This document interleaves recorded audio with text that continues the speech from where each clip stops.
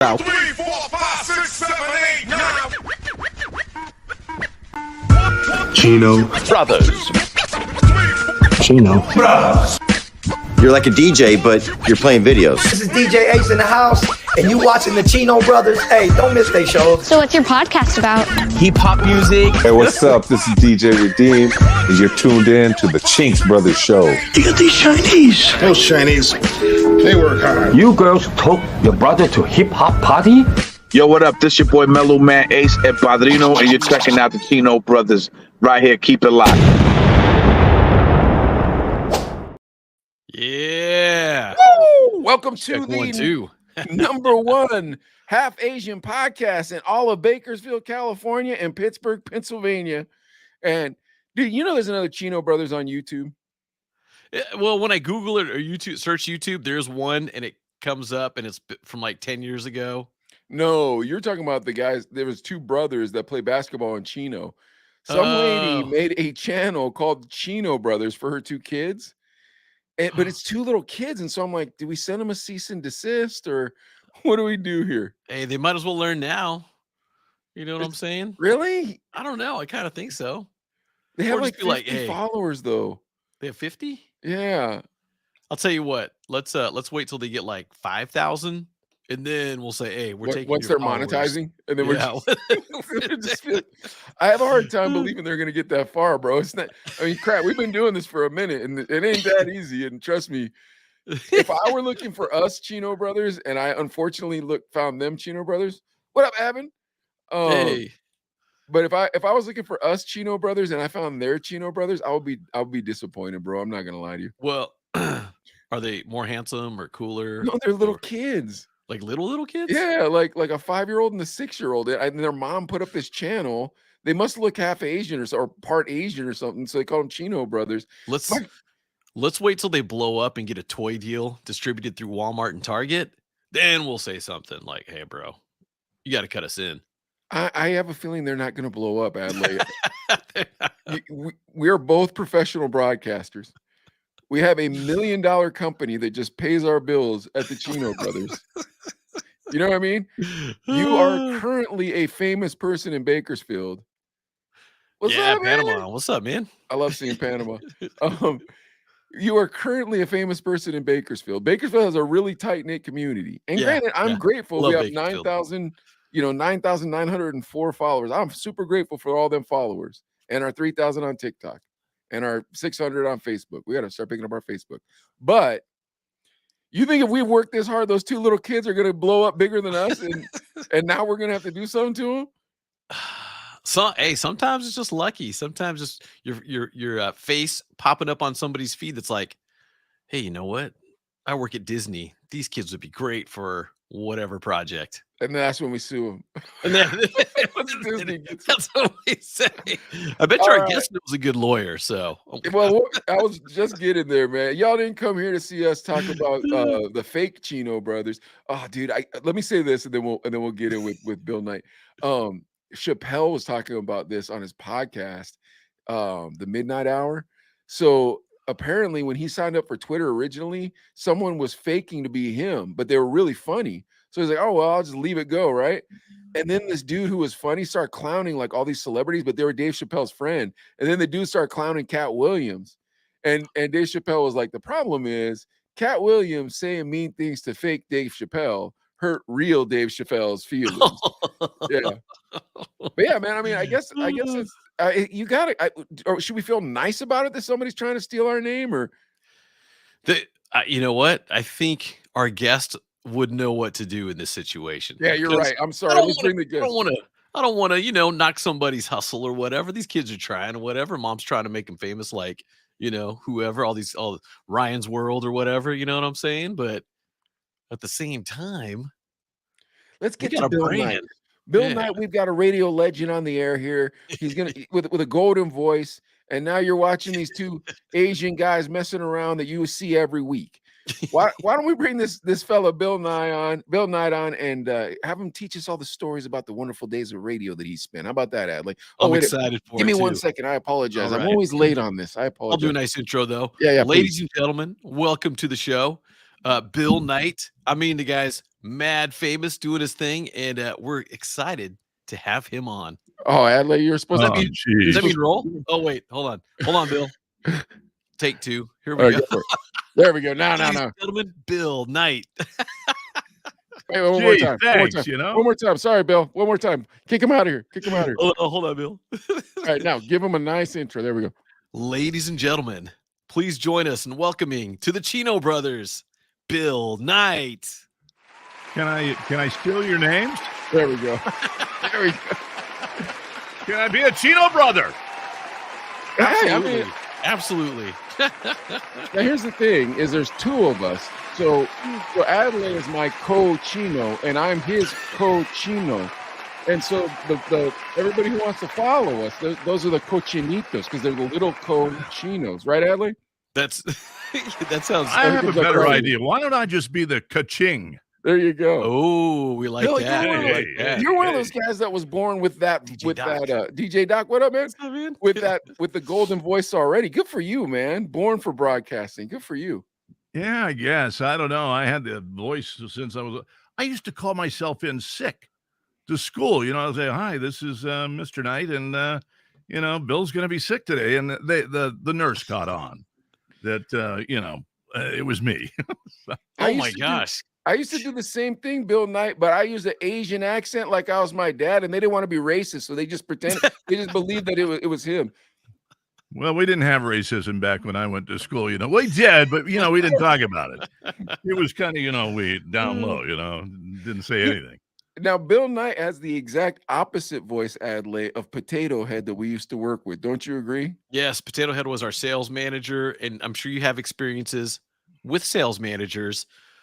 And his head really looked like a potato, though. It really did.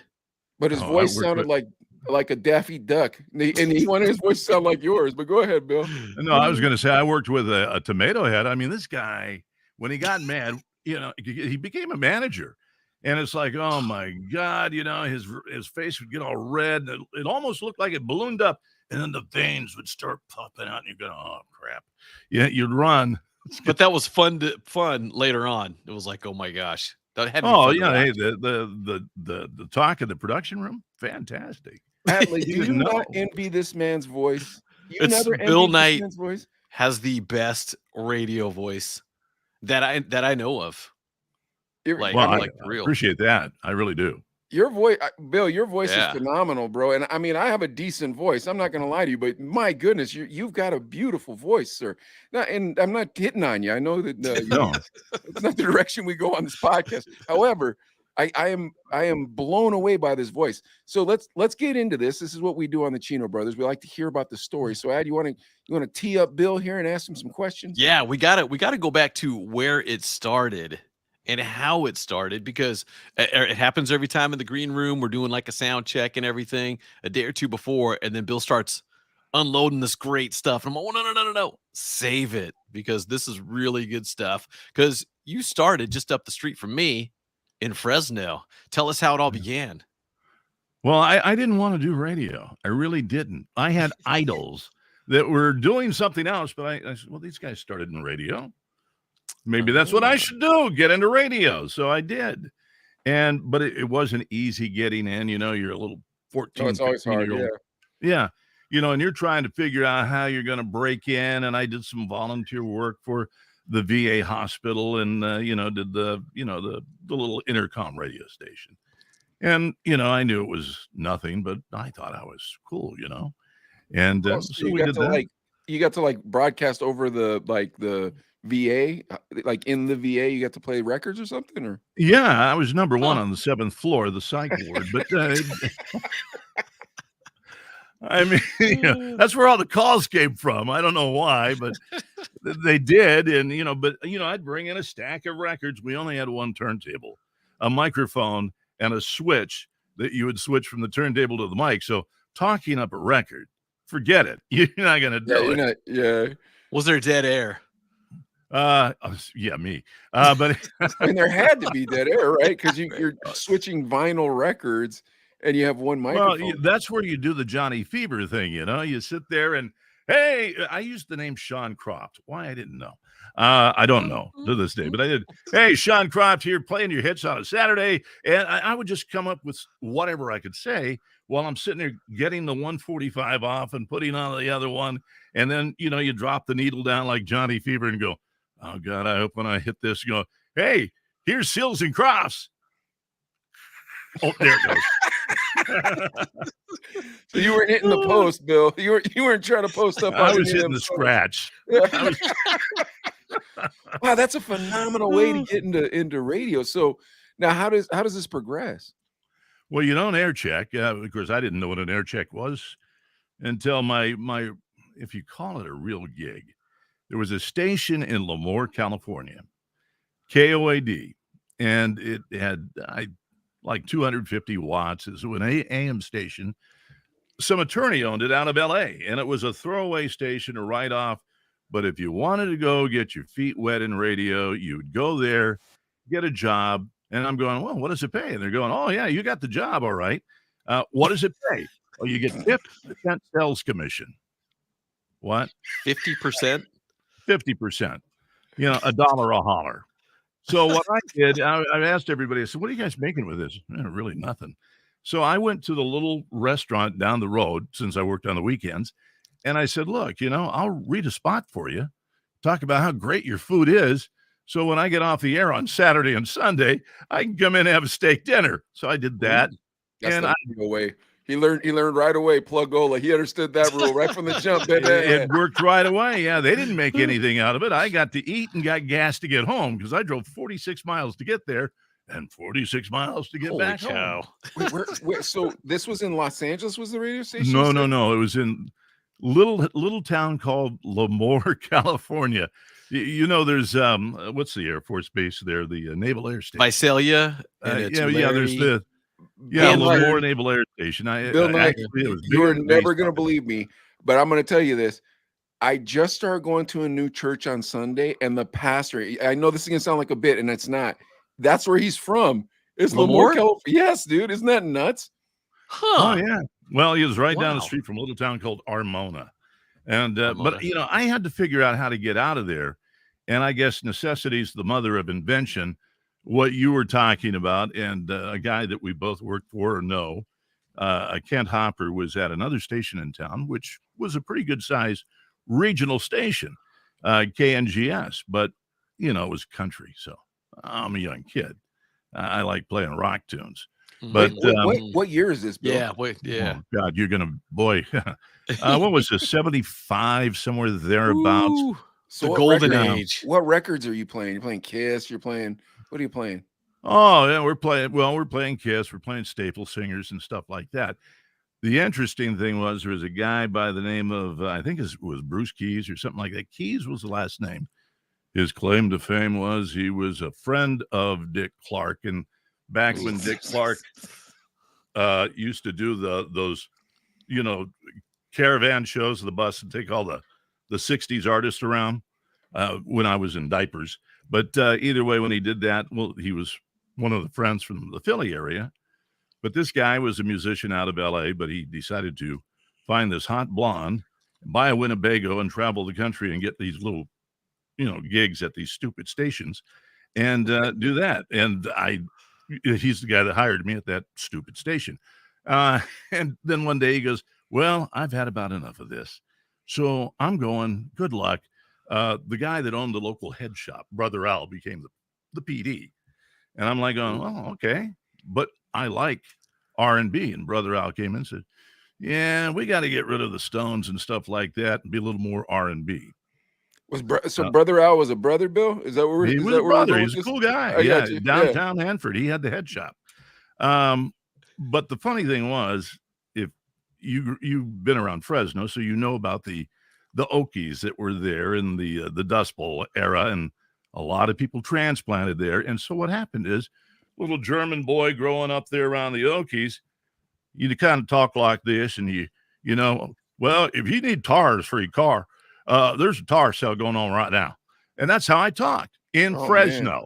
Oh, so no. Everybody thought that I was this big 350-pound black man on the radio. That's kind of funny and not funny. because there were some skinheads there that didn't want a black man on the radio. So they came by and they shotgunned the station. But before they did that, they painted Koenig on it and spray paint, put a swastika on my car. And this is on a weekend. I'm going like, this isn't right. And then I felt that it was in a trailer. And, you know, the studio was where one of the hall bathrooms were. And it had a little teeny tiny radio board. And there was a payphone on the wall to the left. And that was the request line. Somehow the engineer got the phone company and said, yeah, we'll put a payphone in there. And he dropped the 2 wires that would register the coinage. So you could click, and you could sit there and get an outside line. Oh my gosh. This was real radio, man. This is the story from hell, you know? And so, but you'd give out this payphone number and, you know, the chicks would call up and all of that stuff. But long story short, when, you know, I felt the trailer go boom, boom, boom, boom. And then all I saw were these little lights shining through, and I'm going, 2 more inches, and that would have been me. Oh my gosh. I got on the phone. Now, this is a Sunday, and I'm going like, there's nobody at any station, but I looked up and I called KNGS. Kent Hopper answered the phone. And he goes, well, you know, we want somebody with a lot of experience. And I'm going, well, I've been doing this about, 6 or 8 weeks, and I'm pretty good. I really am good. He goes, okay, well, that aside, do you have an air check? What's that? You know, a tape of your show. No, I haven't recorded. He goes, cut down, you know, just the breaks. We don't want to hear the whole song. And I'm going like, I don't even see a tape deck here to do anything like that with. And I'm sitting there going, look, dude, I'm on the air right now. You know, just listen to me. You're going to love me, you know, and call me when I'm done with the show. And here's the number. And I hung up at the phone. I said, boy, that was ballsy. And dude ain't going to call. I'm done. So the next guy, you know, comes in close to 6 o'clock. And I said, dude, it's been nice working with you, but I'm out of here. My career has been going 6 weeks and it is over. So, you know, I got my headphones and stuff, and I was walking down the hall and walked out of the trailer going, man, I got to get that crap off my car now. But all of a sudden, this guy comes running down the hall, and he sticks his head out. He goes, hey, there's a phone call for you. I'm going, what? You got a phone call? I'm going, okay. Guy come in. It was Kent Hopper, and I had a meeting the next day, and, of course, he wanted me to come over at 9:30 in the morning. I said, well, I can't. Why? Well, I'm in school. I got classes in the morning. So you're like a junior, senior in high school? That's awesome. But I got a full-time gig out of it, you know, and I was, I did that, and, you know, I got it as, they counted it as an English class. What was your shift? What was your shift when you went there? I actually did afternoons. Wow. I did weekends, and then I did afternoons, and boom. I was like going, well, you know, and didn't make that much money, but it opened the door to where, it became a career, a crazy career, but a career. You know? That is nuts, man. That's a wonderful story. Yeah, I love that story. Yeah. Oh my gosh. So how long did you work there for? I think I was there about 2 years, and then I actually, the owner of the place decided, he goes, you need to move on in your career. And I don't know if it's because he thought that he needed to get somebody better or whatever it was, but he, basically I got the boot. And then I went to KYNO FM and did production for him and fill-in work for him. And so I worked for Drake Chenault for a little bit. And it was a station that was AOR that they changed to country. And so the call letters were KPHD. Get it? KPHD. College, drug. Hey, well, man. Iron Butterfly. And then you'd read the album jacket and let it go. But they changed it to country. So I was sitting there one day and I said, well, you know what? It's K-Fud on a Saturday. Here's some Charlie Pride, and PD came in and he goes, you know what, K-Fud, that's not a bad idea. So we started calling the damn thing K-Fud. Fud. So, KFUD, KPHD. That kind of sounds more Oh. country though, right? Than Okay. KPHD. Well, now wait, Bill, I want to hear more of the story, but I'm curious. Did you just come back from like you'd leave high school and then have to go right to the station? No, what I did, hey, look, if I could find a way to slide, I'd slide. So I went in the morning and I would go do PE. I would do my English class history. And I think what would they do? They did the unit system back then. You had to have 310 units to graduate. And you graduated high school. And you had to have your certain courses in. Well, I had gotten them all in, and I actually had something like 330 units. So I got to graduate early, but what happened is I was done with classes by about 10:15, 10:45 on certain days because they did this unit modular system to get you ready for college. And so I could sit there, and now you were supposed to stay on the campus and study, sure I did. And I would take off. I'd go get in my car and just drive away. And then I'd go to work. Dude, I just had a bunch of comments. My pop boss, up. he gave me my grade. A, yep. So, All right, well, let's pause real quick, Bill, so Adlai can do some shout outs. You ready? They just popped out of nowhere. They just went boop. But let's see. DJ Doc, howdy from Delano, California. Danny P checking in. Hey there. We What know up, Danny Danny? P. You know Danny P. In Samington, what are we talking about? Talking about radio stuff. And then Danny P even says, yeah, he worked at KYNO in the 80s. on And Barton let's see. Street. Danny P was out on Barton Street. And Samington says, what is your view on the LGBTQ plus? Might be a different show. And then Anai says, hi. What's up, Anai? She's a Groove listener. What's going on? Okay, we got. Dude, it was weird. Like 10 popped up all at once. That was The viewer cool. that's on what's that app Twitch? called? Twitch, yeah. The lady that's on Twitch. I don't want you to be confused by me complimenting Bill Knight's voice. Danny says it was next to the church school. Yeah, I don't want you to KYNO. be confused by me complimenting Bill Knight's voice to believe this is going to be LGBTQ conversations. We're going to talk about radio. That's what we talk about on this, or DJing. All right, so Bill, all right, so you go to this country station, you call it KFUD. How old are you at this point now? Well, I was 16 and a half. I know when I left there, I actually moved south, but and that's a long story in and of itself. But Yeah, you got a little bit of time, bro. I You might did as well all this tell stuff us. when I was a teenager. Most guys got in radio. I don't know, something dropped about 14 years old, and you get this big voice, and then all of a sudden, hey, I'm going to be a DJ. So there you are. You end up on the radio. There are a lot of guys like that. There's a guy that does all the used to work for me in Pittsburgh. Ed Weigel, big famous voice, but he worked for me when he wasn't a big famous voice.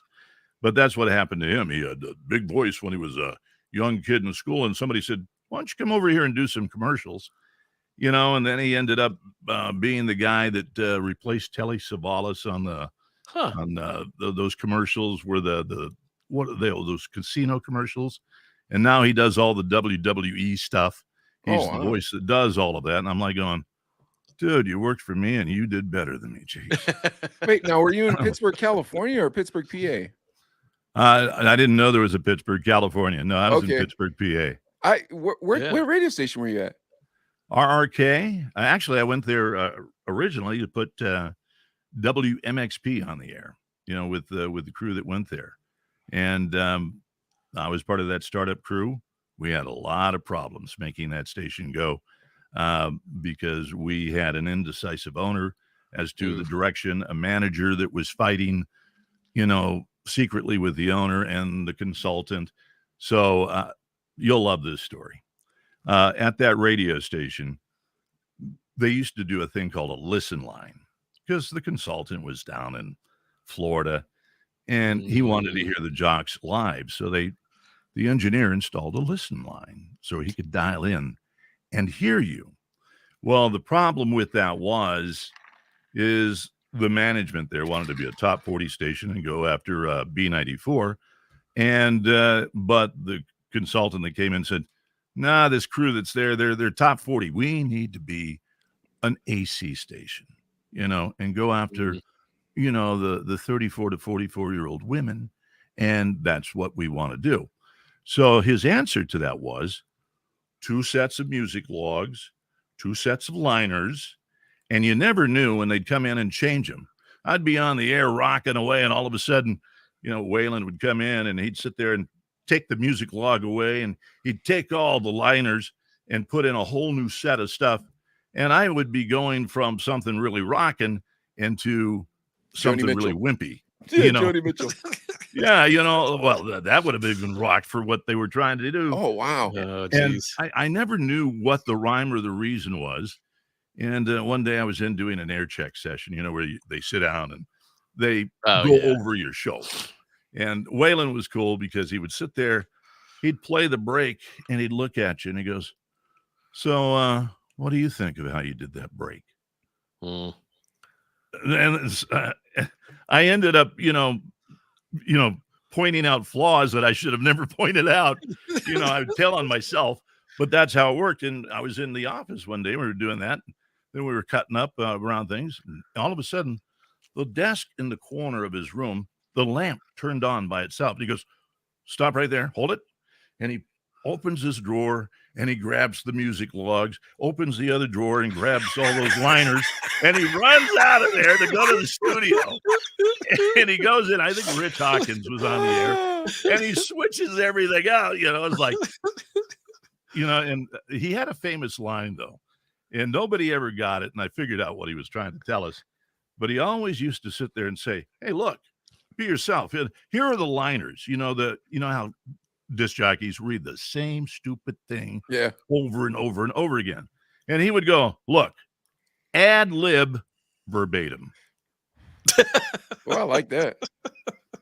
What he meant to say was read it the way it's written, but make it sound different every time. Make it sound like you're saying it, that it's coming from you genuinely. But I thought he was saying you can say whatever you want as long as you're saying what's in the print.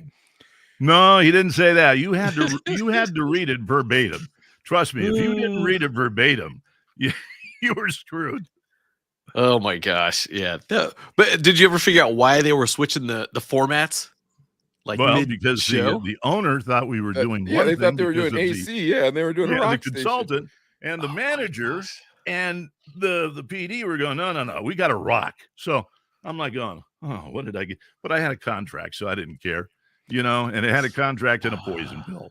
Bill, did you ever meet Myron Cope when you were out here? Myron Cope. I didn't meet him, but he was interesting. He's famous for the crying towel and terrible towel. Yeah, and then the wave your weenie wildly, the green weenie. Yeah. Yeah, you're sitting there going, what the hell is a green weenie? They made these big green weenies. And when they were like in playoffs or something like that, they would take those weenies and wave them. And the disc jockeys in town had a field day with that because, what a way to sit there and get some innuendo on the air. And the people didn't complain. Hey, I'm stroking my green weenie right now. Get ready for the game. Oh, geez, that's great. And I'm drinking an Orange City. So I'm good to go. What neighborhood did you live in, Bill, when you were out in Pittsburgh? I actually lived in an area called Cranberry. Actually, when I know Cranberry. Moved there, it was I called live in Mars. Polish Hill, Bill. I live in Polish Hill, Pittsburgh. All right. Yeah, so Adelaide's in Bakersfield, but I'm in Pittsburgh. That's why I'm asking you these Pittsburgh questions. But please continue. I apologize. Well, no, I was just saying. I actually lived in a little town. It was originally called Mars, and I know Mars properly. Well, you know where Mars is. Mm-hmm. It's got a little flying saucer there in the little triangle in the park there, and everybody comes to town to see the flying saucer. It's in Pennsylvania, Ed. Is it? Okay. Yeah. Yeah, but but it was Cranberry, and so I liked it there. I had a good time. But you would travel down to the city every day to broadcast?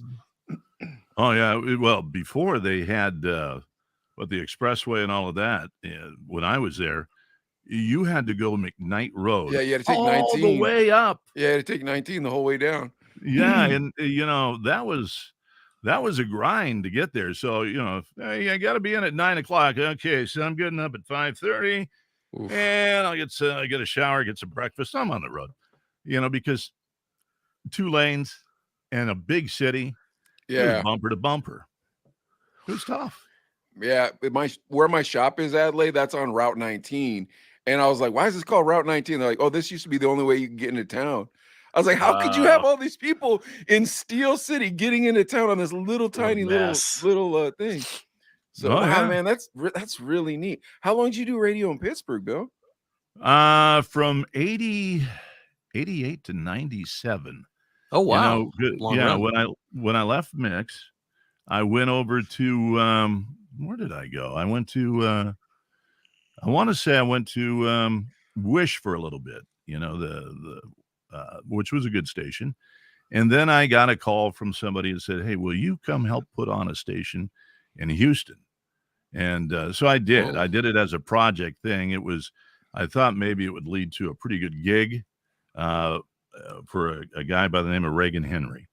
And but it was a jazz station. And I had fun. I didn't know anything about jazz, and I still don't. Jazz is Well, fun though, It's cool. It's cool. Yeah. yeah, I mean, you're playing artists like Sadal Watanabe on KJAZ, and you're sitting there and you're doing your thing. And I forget what her name was. There was a beautiful woman. Her name was Dominique that did the traffic. So I would always sit there and call her Domino or something, and kid around with her. And but she ended up on one of the TV stations, and she was like the hot chick on TV. And so, but it was Houston was fun. But then when I came back, I worked at Eazy-E for a while, and I helped them find God and become a Christian station. Huh. And I did that, and then after that, I left to go one flight of stairs up Parkway Center to program. Well, actually, we were on Mount Washington. I moved it, and RRK, and which used to be the old Magic 97. It was Okay. a classic rock station, and Yeah. and I'm the one that everybody hated because we had Jim Quinn in the morning, and I was the champion of conservative talk, and but he was the one that came up with the idea to nail those two pieces of wood together of conservative talk and classic rock. You go, that's oxymoron, because these guys were hippies, and what do they care about conservative talk? But the theory is that they were young and wild, and they want to relive their days of wildness of youth vicariously through the music. But they became conservatives when they had children, had notes for houses, and all of a sudden their perspective on life changed, and which was true. It did work that way, but it was a tough sell getting things going for Jim. But when it took off, he went everywhere for a while. Wow. Is that Fresno, or was that? No, Pittsburgh. That was still in Pittsburgh. Yeah. Huh? What Really? happened? Okay. When did WDVE come around then? Well, DVE, if you recall, is America's first rock station. DVE was, I think, owned by ABC. They had been around for a while. And I haven't been in Pittsburgh my whole life, Bill. I'm from West Covina. I've only been here for 20 years. So, like, you're telling me history about my city. I love the city, though. And so that's why I keep asking these questions. I apologize, but go ahead. Well, that's no, cool. DVE, just so you know, stood for the dove.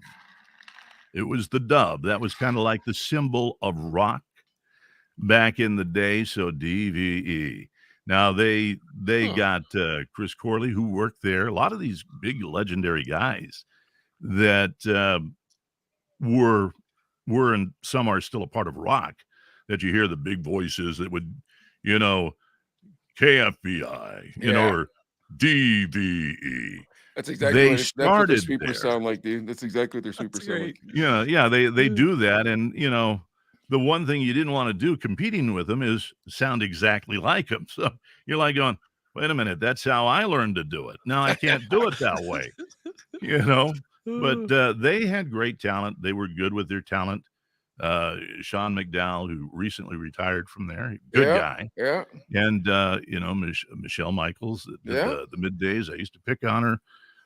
Never actually met the woman, so but she was a great talent.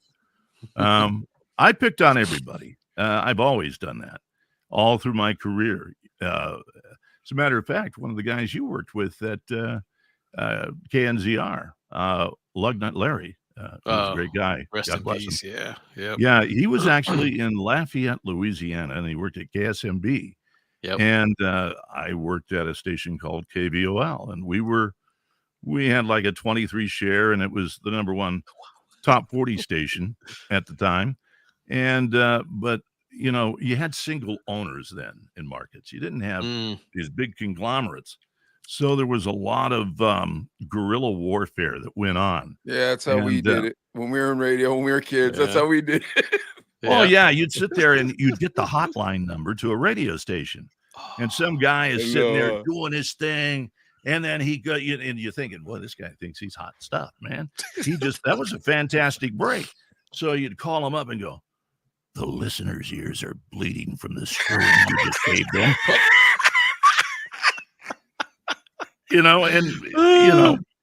But you had to be ready for someone to do it back to you. Yeah. So we picked on, a lot of the guys that way. There was one guy, he was going to college to be a forest ranger. But he was kind of, he was really out there, and he was a space cadet. And the other thing we used to do is monitor stations. Why, it's pretty easy to figure out there. Yeah. Hey, okay, it's your week to do it. Write down everything they say and every song that they play. What? Yeah, do it. So you would do that. And so, one time we decided to toast this guy at this other station, and we sat there. I didn't know he was going to be so stupid to do what he did, but I sat there and called up and said, yeah, you just played this. That was a power rotation. You followed that up with, and I gave him his clock, his format clock for the hour. So he kind of like blew off about 2 breaks in a row that he was supposed to talk. And I thought, oh, this guy's befuddled. And all of a sudden he comes in and he's playing something that was not a part of their format. He goes, how do you like the new format now?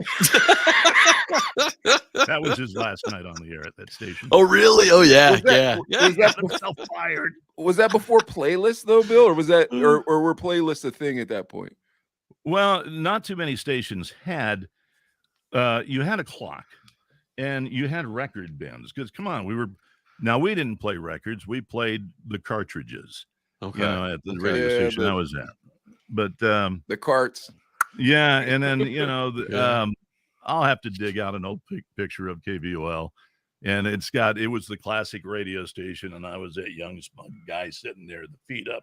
I looked like a Johnny Fever sitting there in the stacks of records on the wall behind. Dude, I adore that you That's keep awesome. referencing WKRP, Bill. That's my absolute favorite show when I was a kid.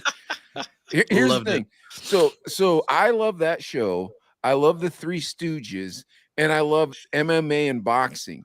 And Adlai is moderately in love with those things. He's not as fully in love with them as I am, and I try to keep converting him. Well, you know where the Stooges came from. Pittsburgh. Did they come from Pittsburgh? Correct. Oh, really? I know they were revived Just in guessing. Pittsburgh. I know they were revived in Pittsburgh. Yeah, I mean, Mo is from that area. Curly, I don't know. But, there was a guy that used to come by the studio, and he had the yak down, and he'd come in and be a guest all the time. It was always fun. It was a lot of fun with these guys.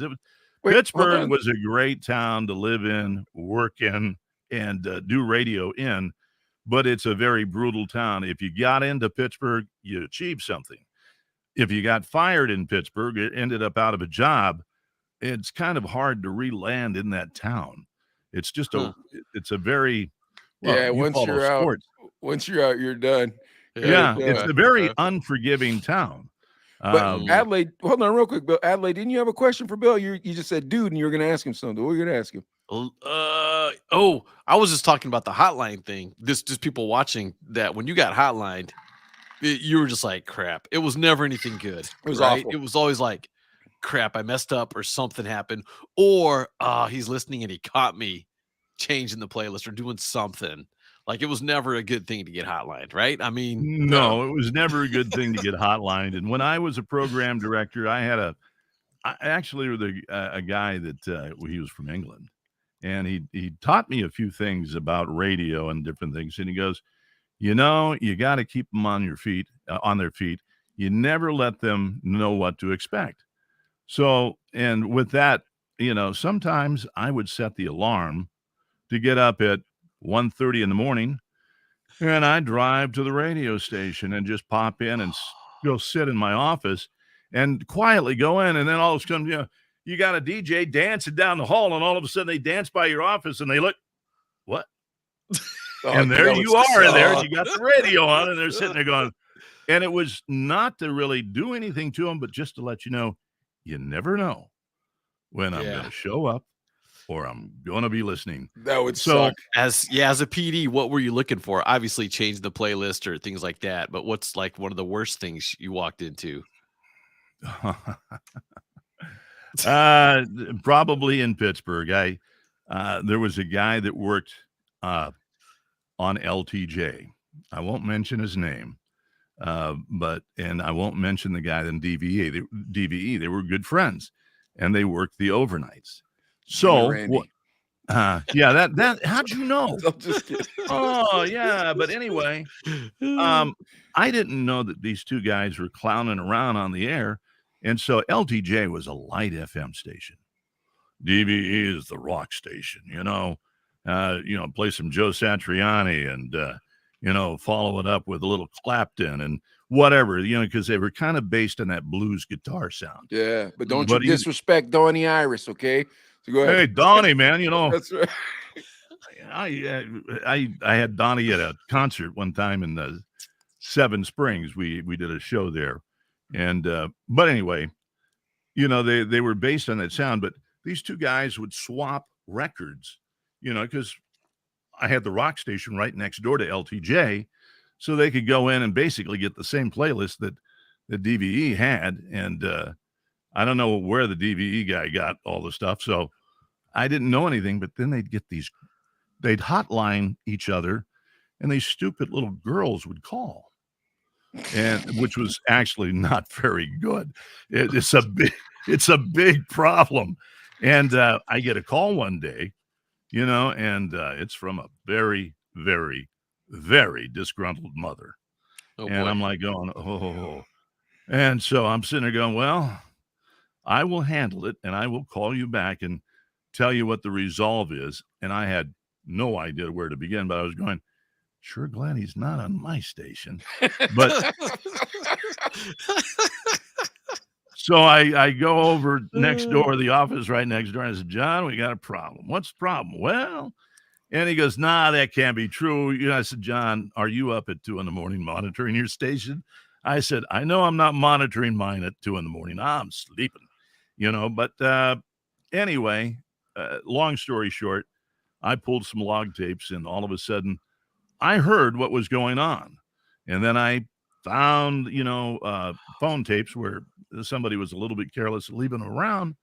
So then I had to call a very big national PD, a very important guy, and say, you got a problem. So do I. And, we're not going to go have a drink over this, I'm sure. Here's the deal. And he was pissed that I called him, but he was happy too, because that could have been a lawsuit. Oh, yeah. So that's 100%. The worst thing, when you ask a question like that, that's the worst case scenario. And I mean, when that mother called, I was disc jockeys are disc jockeys. I mean, I'm sorry, some of these guys, it was a different day, even before then. And these guys were whorehounds. Scumbags. Scumbags, I say. Oh, man, I'm telling you right now, Bill Knight, if you would have been our program director when we were doing overnights, you would have fired us. I promise you that. I promise you that. That's why when you're like, I was like, that would suck. Think about that, Adelaide. Some of the crap we did overnight when Ernie had an overnight shift and me and you would show up after the club. Yeah, it was You're too embarrassed to tell Bill Don't Knight tell about it. on yourselves now. It was and look, it was you know fun, but it was yeah. Because you forget you're a radio DJ. You're about having fun, but you Well, forget that it's a business. At the end of it the is a day, business. Oh, I've right? heard that lecture before. Do you understand? This is a multi-million-dollar business. I'm sitting there going, really? Then could fix the tape machine because that thing has been broke. For That's 6 what I'm months. talking about. Yeah. I'm using a payphone for a request line. Come You're on, damn man. right. We had Get three a real stations, phone. 3 stations and 2 recording studios, bro. How am I supposed to produce commercials around here? Yeah, I mean, I'm in a studio that used to be a bathroom. Radio is so cheap, man. We had a homeless dude, Bill. No lie, we had a homeless dude living behind our radio station, Yeah. and he had 2 dogs. He had 2 dogs. Our radio station was in a trailer in the deepest ghetto of Tucson. And it was like ridiculously scary to be there at night. But I promise you this, you would have fired us if you were our. I'll tell on ourselves just a little bit, not too much. One night, Bill Knight, we invited One night, Bill Knight. That rhymes. Yeah, one night we put out a call, hey, come on down if you work at a certain type of establishment meant for dancing. And this girl shows up, bro, and she had a broken leg, so she couldn't dance. So she just sat down next to Adelaide, just pulled her top down, dude. You remember that, Adelaide? Yeah, she had water on the knee. It was swollen. Her knee was swollen like a cantaloupe. That was disgusting. It was big and round. And I was like, what the heck, dude? And that was one of our tame nights, Bill Knight. Well, I'll give you a Pittsburgh story of now I wasn't the program director. Rich Hawkins was the program director, but we hired this guy, or he hired the guy, DC Taylor. Great guy, beautiful person. But DC, and sorry to tell on you, but he would admit it if you look him up. Back in his younger days, he would sit there. His job was to push it to the limit as far as he could. Wait, he was a program director? No. He was the nighttime jock. Okay. So we wanted him, or they wanted him, to be rude and irreverent, and you know what innuendo is? Well, let's take it a couple of steps beyond it. So you can, when you lean over the fence, go ahead and touch the mud on the other side. So he would do that, but we would go out and do public appearances, and the women, they came out for him because, this is disgusting. So please have discretion on this one. But he would sit there and go, look, I've got these tickets to so-and-so concert. Next woman that comes here and gives me her panties and lets me eat them right there. And he would eat the panties. And wow, she won the tickets. And like he would swallow them. Oh, yeah. Well, see, that's the next part of the story. There was a night that, a day that we get a call, going, hey, Knight, you got to hold over a little bit. DC's not going to make it in. Really? Yeah, he's in the hospital. Oh, man. Because he's got a blockage. He's got women's panties all down his. Oh, my gosh. And, there's probably a woman, it would be older now, but she'd probably go, yeah, I do remember that. Oh, man. On the old mixed jams, I hate to see what that woman looks like right now. Was that before thongs? Because thongs, there wasn't a lot of material. Yeah, it's true. It's true. Well, yeah, look, pretty much back then it was butt floss, but either way, yeah, you're not trying to ingest that, Adelaide. I do. It's not the edible kind. Brave man. Wow. He's a great guy. He really is a great guy.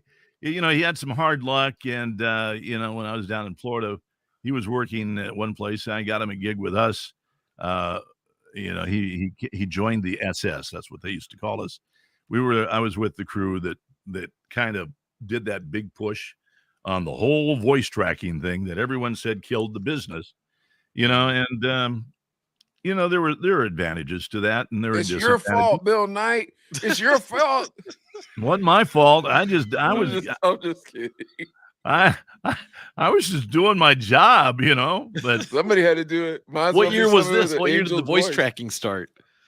well, voice tracking had been around a little bit, but the system that's pretty much become the Cadillac, the Rolls Royce of it started in about 96. We did it in 97. And it was a way we didn't fire anybody. If they came in and put in that unit, it made it easy for the talent that was on the air, because they didn't have to worry about how many times have you sat there and you were on the air and you didn't queue up a record or have it ready to go, and you're sitting there, you got your show prep, you're talking to somebody, and all of a sudden you hear that distinct lyric that goes, "Oh, the record's fading." Yeah. And you're trying to find something real quick, and then that mic comes on and you're sitting there and you're talking, to sit there and get make the change and hope to God, that the CD queues up and it'll be there. If not, you got to talk and then if you got the wrong track, or something goes wrong with the CD. How about this one? Have you guys ever done this one? You grab the jacket and you open it up and the CD wasn't in there. Has that ever happened to you? Oh yeah. And Oh that's man, I want to happened. murder, dude. I want to murder Malix for that, bro. Like that was one of the DJs work with us. Like you open it and you got to play that track, but you already pulled your stack, so it's just the next one on the stack, man. You ain't got nothing to worry about. Just take it down, open it up, put it in the CD case. Well, a female caller called, so I got a little bit sidetracked before I opened the CD case. Forgive me. Next thing you know, bro, you got that dead air, Dave. Well, the worst thing that can happen to you, with the automation systems that they have, they're all on computer. It happened to me. If you ever watched the old Twilight Zone, there was the guy that used to, Artie Johnson, I think, played the DJ at this station, and he came in to do the all night show, and he starts doing his thing, and all of a sudden, the song that he's playing changes into like a devil record, and he's like, "Oh, whoa!" So he changes the song. And it's a devil record, same tune. Gosh. And everything he does, and that was the whole gist of the story. So how could that happen today? Well, it can if the computer dumps, the hard drive goes, boop, and there's no backup. Then you're sitting there going, now I was going, well, thank God, at KLC, we got a whole wall of CDs, so I'll just go grab a CD. But they were numbered. They weren't alphabetized. Oh, no. And I didn't have the master list because it was on the computer that decided to, crash. So, you're guessing as to, so you go and you go, well, let's grab this. I can't play that. And you're sitting there. So what you had to do is find a song, just shut everything off and just find a song. And then once you find it and get it going and you do your thing, now you got to go find about 10 CDs to stack up and have them in order. Otherwise, you were in a panic mode. And let me tell you, all the professionalism goes to hell when something goes wrong. But that's when you can brush up on your comedy. That's about all you got. Yeah, you start tap dancing for a couple of minutes trying to figure it out. Oh boy. But don't you ever notice? Fun. It always happens when like you think you're gonna have a bomb shift. Like you go in and you're just like, dude, I'm gonna nail every one of my talk breaks. I'm the man. Boom. Like you're so like just ready to fire off. And then just everything goes wrong, and you sound like Pee Wee Herman. Like you don't sound anything nice. You know what I mean? Oh yeah. And live radio, you have the I call them mind farts. You're sitting there going, you might have notes of what you want to talk about. So at least you got a list of something to follow to do your little rap. I got 27 seconds. I'm going to make this sound so cool, but there are times that you're doing stuff and you're about halfway through and then a mind fart goes off, blows that entire thought right out of your mind. And you're sitting there going,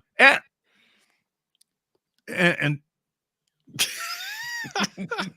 what do I say? It's like you lost your voice. You're just done. Or you say something stupid. So, that is one nice thing. That's when you just say the name of the track of the song. You know what I mean? And it's and like, this is Pheromone. Yeah. And there's all kinds of fun things and antics that have gone on in the past.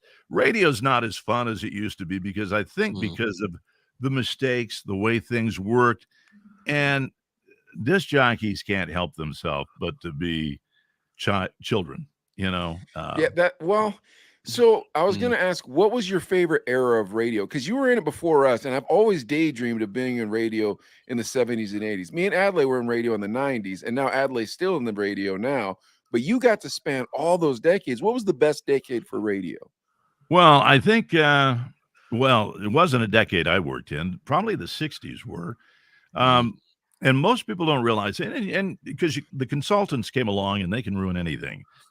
They sit there and go, people want to hear the music. They don't want to hear you. Well, we did a survey and people want to hear the weather and the song, and you're like going, and every consultant has a different, set of rules. And, if you don't follow the rules, or even if you do, and the numbers go down the toilet, you know whose fault it is. It's the DJ. It's right. It's not the consultant. You stupid idiot. You homogenize the radio station. I get playing the hits, and I was a preacher of the hits. But you've got this big global pile of great tunes, and then the consultant comes in and goes, "Well, we're going to take those 2,000 songs and we're going to test them all." And then all of a sudden they go, "Well, these 1,200 didn't make the 800 cut, so they're out of here. So these are the songs you play based on their popularity." Then all of a sudden, okay, we had a good book. Let's do another one. Let's test the current songs we're playing. Well, what about some other songs to bring in? They're freshening up. No. We know they're no good. Well, pretty soon you boil this big rock down to a frickin' pebble, and you're playing, hey, we're playing the top 3 hits of all time right here on K-Hit Radio. Yeah, we say hit because there's only one song. Average radio listener only listens for 17 minutes, so don't worry. We can keep playing these same 12 songs over again. It's like, please stop doing that. Yeah. So, we kind of killed it ourselves. And then, the radio used to be a thing too, where even in the commercials, if you're going to part the Red Sea, part the Red Sea. It's theater of the mind. Yeah. Write a script that is really compelling and says something and spark the imagination. And if you can do that, you've got a listener and you've got a customer. But if you just sit there and go, "Hey, we're having a big sale this week. You don't want to miss it. It's the biggest sale of all sales that's ever been in this town. So come on in and take advantage of the super sale going on this weekend." Put some echo there. Weekend. Thank you. Thank you for that. That's great. Mike was really good at the script writing, but there were times you're like, "Ooh, that's over the line." Well, yeah. But so we were in the catching. We're in the 90s, so we still could get away with stuff, you know what I mean? And like it was still fun, and there were still mom and pop radio stations, and but it went to hell in the 90s. That's when it took the turn, because what happened was, if you remember, it used to be, if you went for a big company to work for, I'm going to go work for this company. Even CBS and NBC, they owned 7 AM stations and 7 FM stations, not in a city, across the entire country. And they might own a TV station. That was it. And they might own a newspaper. And that was your limit, because you didn't want to give control of the media to one damn company. That's right, George Soros. Yeah. So you got deregulation going on. And then, how they got around the ownership thing.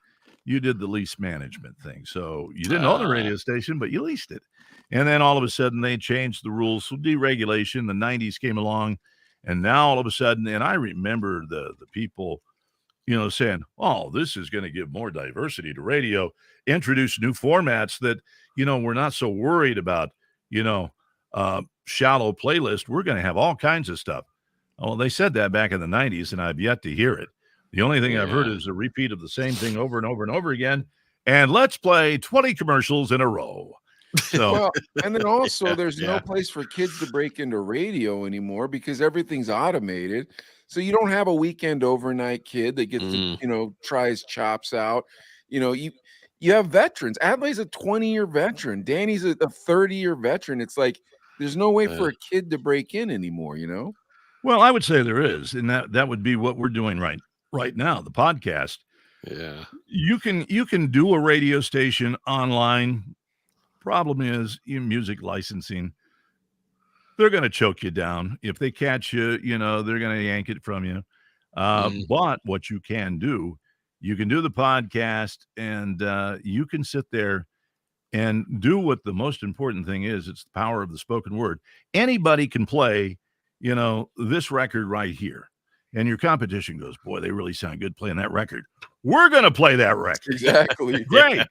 But what they can't Yeah. do is copy, sketch what you say or Adelaide what you say, because that is original. If you sit there and put some thought to it, and you Mm, say something, have an opinion. If you mm, got an opinion, you got gold, and sell it. I mhm. mean, that's probably why I like to do the podcast thing that I do uh, with a fellow by the name of Jim Harrington. Yeah, plug the podcast, Bill. Come on, tell us about this beautiful podcast you got. It's a good podcast, but I will be honest with you. It's not for everybody because it is a political podcast. Mm, I'm passionate about the world that our kids are growing up in and the way things are, and I have questions. I don't have a lot of answers. I have questions. And so the idea is just to say, here's the news, here's the story, convey it like it's us talking and give our opinion on it and leave it at that. And the hope is that people will get off their lazy butts and start paying attention to what's going on. But we're so mm, happy with things being the way they are. You really don't pay attention to the news. Why is it that every news station, when a story comes out about whatever it is, they all read the exact same script? mm, ABC, NBC, MSNBC, they all read the same script, and they all, if there's a jab word in there, because they like to use big words, and mhm. you're going like, what does that word mean? And when you figure out what it means, they still use it, but then they come up with a new word because they're selling sensationalism. They're selling an agenda and opinion, or Bill not an Knight. opinion, an agenda. Bill Knight, have Mhm, you ever met mhm. Jazz McKay before? No. Oh man, he's an incredible broadcaster, but he was a conservative broadcaster. Adley worked with him. Tell him about Jazz. Jazz McKay was at KNZR, but he's maybe it's 4 or 5 years ago now that he was there. When I came on to Groove and Alpha Media in Bakersfield, he'd already left, but he got caught up. I mean, he shared his story on the Chino Brothers 6 months ago, maybe, Yeah, and he came on the it show. seemed like a nice enough guy, but He he got would called a push the racist. buttons. Yeah, he would. I Yeah, he read got about the guy. I know Yeah, who you're talking about now. yeah. yeah. Yeah, he's So, got a reputation that follows him around, but you know what? He was not afraid to speak his mind and have an opinion. You don't have to agree with it, but Bill Knight, and I, the we beauty is to, have conversation. but we wanted to have that conversation because we have a very you know uh ethnically Latino audience. That's we have a large Latino audience, and he'd been called a racist against Mexican people, and so I wanted him to come on here and give his side of the story because I don't like when people just blackball people for no reason. I want to hear the whole story. Mm, Now I might not like what happened in the story. Something in the story might even offend me, but here's how this works in our country. At least is what I was explained to when I was a kid. We're both allowed to have our opinion, but two, an explanation of what happened in the situation. And when he explained it to me, Adley, I'm not going to lie to you, I did not think he was a bigot personally. and because it was not to pull away from Bill Knight here, but he went on Facebook Live, said he'd been drinking, and he's like, I don't have a job right now, and he's like, oh man, another Spanish station, and that was kind of went out there like, oh, he's saying that there's too many Spanish stations or something like that. It's Now, so he granted, kinda, Well, well, hold on real quick. This is what I want to say real quick, and I apologize. as a broadcaster, I could kind of understand what he's saying, because like the job of broadcaster is falling away. You understand? Yeah. So like, and I don't want to call myself a broadcaster. I have a T-shirt that says ex DJ, but I almost feel like you never an ex DJ. But neither here nor there. I can understand where he's coming from. That being said, also he like we pressed him. I don't want to say hard, Bill, but like I asked him some pretty like, hey, white man, why you trying? Like that type of kind of question. Like, and he didn't buckle. He was pretty cool about it. And I was like, okay, this dude ain't a racist. Because if he was, he would have bucked back. Like, what are you trying to say? Like I acted a little more militant than I actually am. But I just wanted to see what his reaction would there's be. nothing wrong if we want to make fun of each other, as long Yeah, I as we know agree. we're making fun of each other. Yes. His point is, there's another this station, another that station. He is kind of right in that aspect. But, things, sometimes the tides change one way or the other, but they shouldn't change to suit somebody's political agenda because they're trying to get favor with somebody or things. Or they want to control, a narrative, and that's wrong. So I do remember that issue coming up. I heard about that, but a lot of people are afraid to speak their mind and speak their opinion because somebody is going to come along and go, "You racist, see? Oh, you're a homophobe. You're a Nazi." And see, now when somebody calls a Nazi, I'm German, and, so I take it personal. So I get the race thing if somebody sits there and calls somebody an intended slur name, because that hurts. It cuts deep, and I get it. So it's not right. But on the same behalf, I like to think that as a society, we would, and I hate to take your show political, but No, please. But I hate to think that as a society, or like to think that we've evolved over the years. When you're a kid, kids are innocent. They don't see black. They don't see white. They just see another kid, but they might learn from their parents. And then one day they sit there and go, why is he a different color than me? And then, then all of a sudden that's when evil steps in and manipulates. But I think as we evolve, we start to look beyond that. But I also think there are people that play games and sit there and go, well, I've never been that way. And, you're a racist and you need to get over this. And we need to do this. And it's like, oh, come on, give me a break.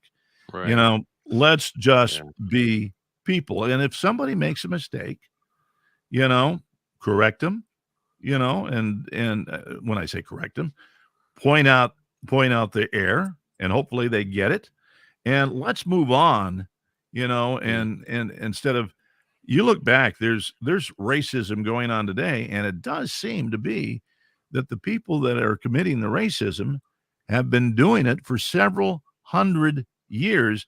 And I'm not going to get into, now our podcast is called It's Another Day. If you look it up, you'll say Jim and Bill, it'sanotherday.com. You'll get the podcast, you'll get the episodes. You listen to we talked about the balloon thing that was going on. Yeah. Bill Knight, I'll also say this. If you ever want the Chino brothers on that podcast, we'll be glad to come. I got some wild political opinions, man. If you want to hear about what I think about Nancy Pelosi's husband, and just in case, here's a spoiler alert. I think he's gay. Adlai keeps arguing with me about this. But if you want to hear some wild political opinions, you invite the Chino brothers on that show, my brother. And I tell you right now, I'll give you every conspiracy theory in the Chino brothers book that I'm trying to convince Adlai of. I think Adlai's, I've talked to him. He's actually conservative, but I think that he's also he doesn't want to offend anybody. You play it safe. That's fair. Yeah. That's an opinion. And if that's the look at it polite this way way. of saying he drinks the Kool-Aid, then I agree with you, Bill Knight. Adlai believes everything on television. I keep trying to tell him about this stuff. I don't think he believes everything on television. I'm teasing Adlai. I'm teasing. Hey, well, I wrote a great script for that, Maxwell's Money, and that was on the conservative station. I don't know if you remember that one, Bill. Yeah. The money one. Yeah. What was the script for, Adlai? It was to win one of the guys' money, and and it was like, We're "Oh, giving that away guy's rich." Maxwell's money. Yeah, that Yeah, guy's rich. I yeah, could buy some Hunter's art with that money. yeah. It was Yeah, laughing there over you there. go. Now there, yeah, Hunter's art, he's but, sadly, I know a lot of people that just they woke up one morning and they said, "I'm an artist," and I'm like going, "Really? Where'd you go? What's your technique?" It's abstract. I throw some paint on it. But sadly, there's a lovely lady, very, very liberal, but lovely lady, and she's got problems with cancer, but she always comes back. And so I applaud her with that because she's always been able to, she's had like ovarian cancer now for the fifth time. And I'm like going, could you just get that whole damn thing removed down there? Holy If I had it cow, that many man. times, Holy Yeah. cow. you know, uh, but bless her heart, she always gets, she's got that will to fight and live. Very creative. But yeah, she started in radio on a lie. First in the 80s, she said, I'm going to be a singer. And she sang at clubs. Now, her dad was a pretty famous broadcaster in Pittsburgh. Oh, wow. Who he's gone now. But so she decided, well, I'm going to get in radio. I'm working in New York as a singer, trying to make it. This is Nancy? And, huh? Who's this? I'm not saying the name because I Oh, don't want okay, to. okay. I don't want to start anything. But she's hilarious. But what she did is she walked into WNEW, and now she was a tall, very good-looking woman. So any guy would sit there and go, "Yeah, and what do you want? Oh, yeah. So what can I do for you?" And she was able to lie about everything she ever did, which was nothing what she did. She had no experience at all. And she got herself a full-time gig, first time at WNEW in New York. And, but she was a very, she's a good communicator, good people person. I thought she was okay, and if she hears this, she will sit there and go, okay. And she'll listen to your grammar and correct everything. So she's a mom in that aspect. But That wouldn't but be anyway, fun. That wouldn't be fun to work with in radio. a lot of people have worked with her, and you gotta love her. But the point is that you can. She did it that way, and now she's doing the art thing, and she's getting $1,000, $1,500 for a painting. She likes to do trees that have eyes all over the place, and I'm like going, if I thought that many things were watching me, I would go, well, I do know in my older age, senility is going to fit me well, but that. Yeah, it's kind of odd where our entire society has gone, and I think it ate radio because when me and Adlai were on radio, we'd write bits, and I loved writing bits, but all the bits, dude, if we played any of those bits right now, oh my gosh, are you kidding me? A lot of stuff would be like, can't do that. Yeah, that's true. But you know what? You had fun. You learned from it.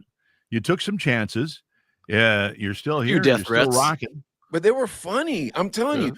We used to have Bill and I. We used to have this fake commercial for a diet pill called Tia B Slim.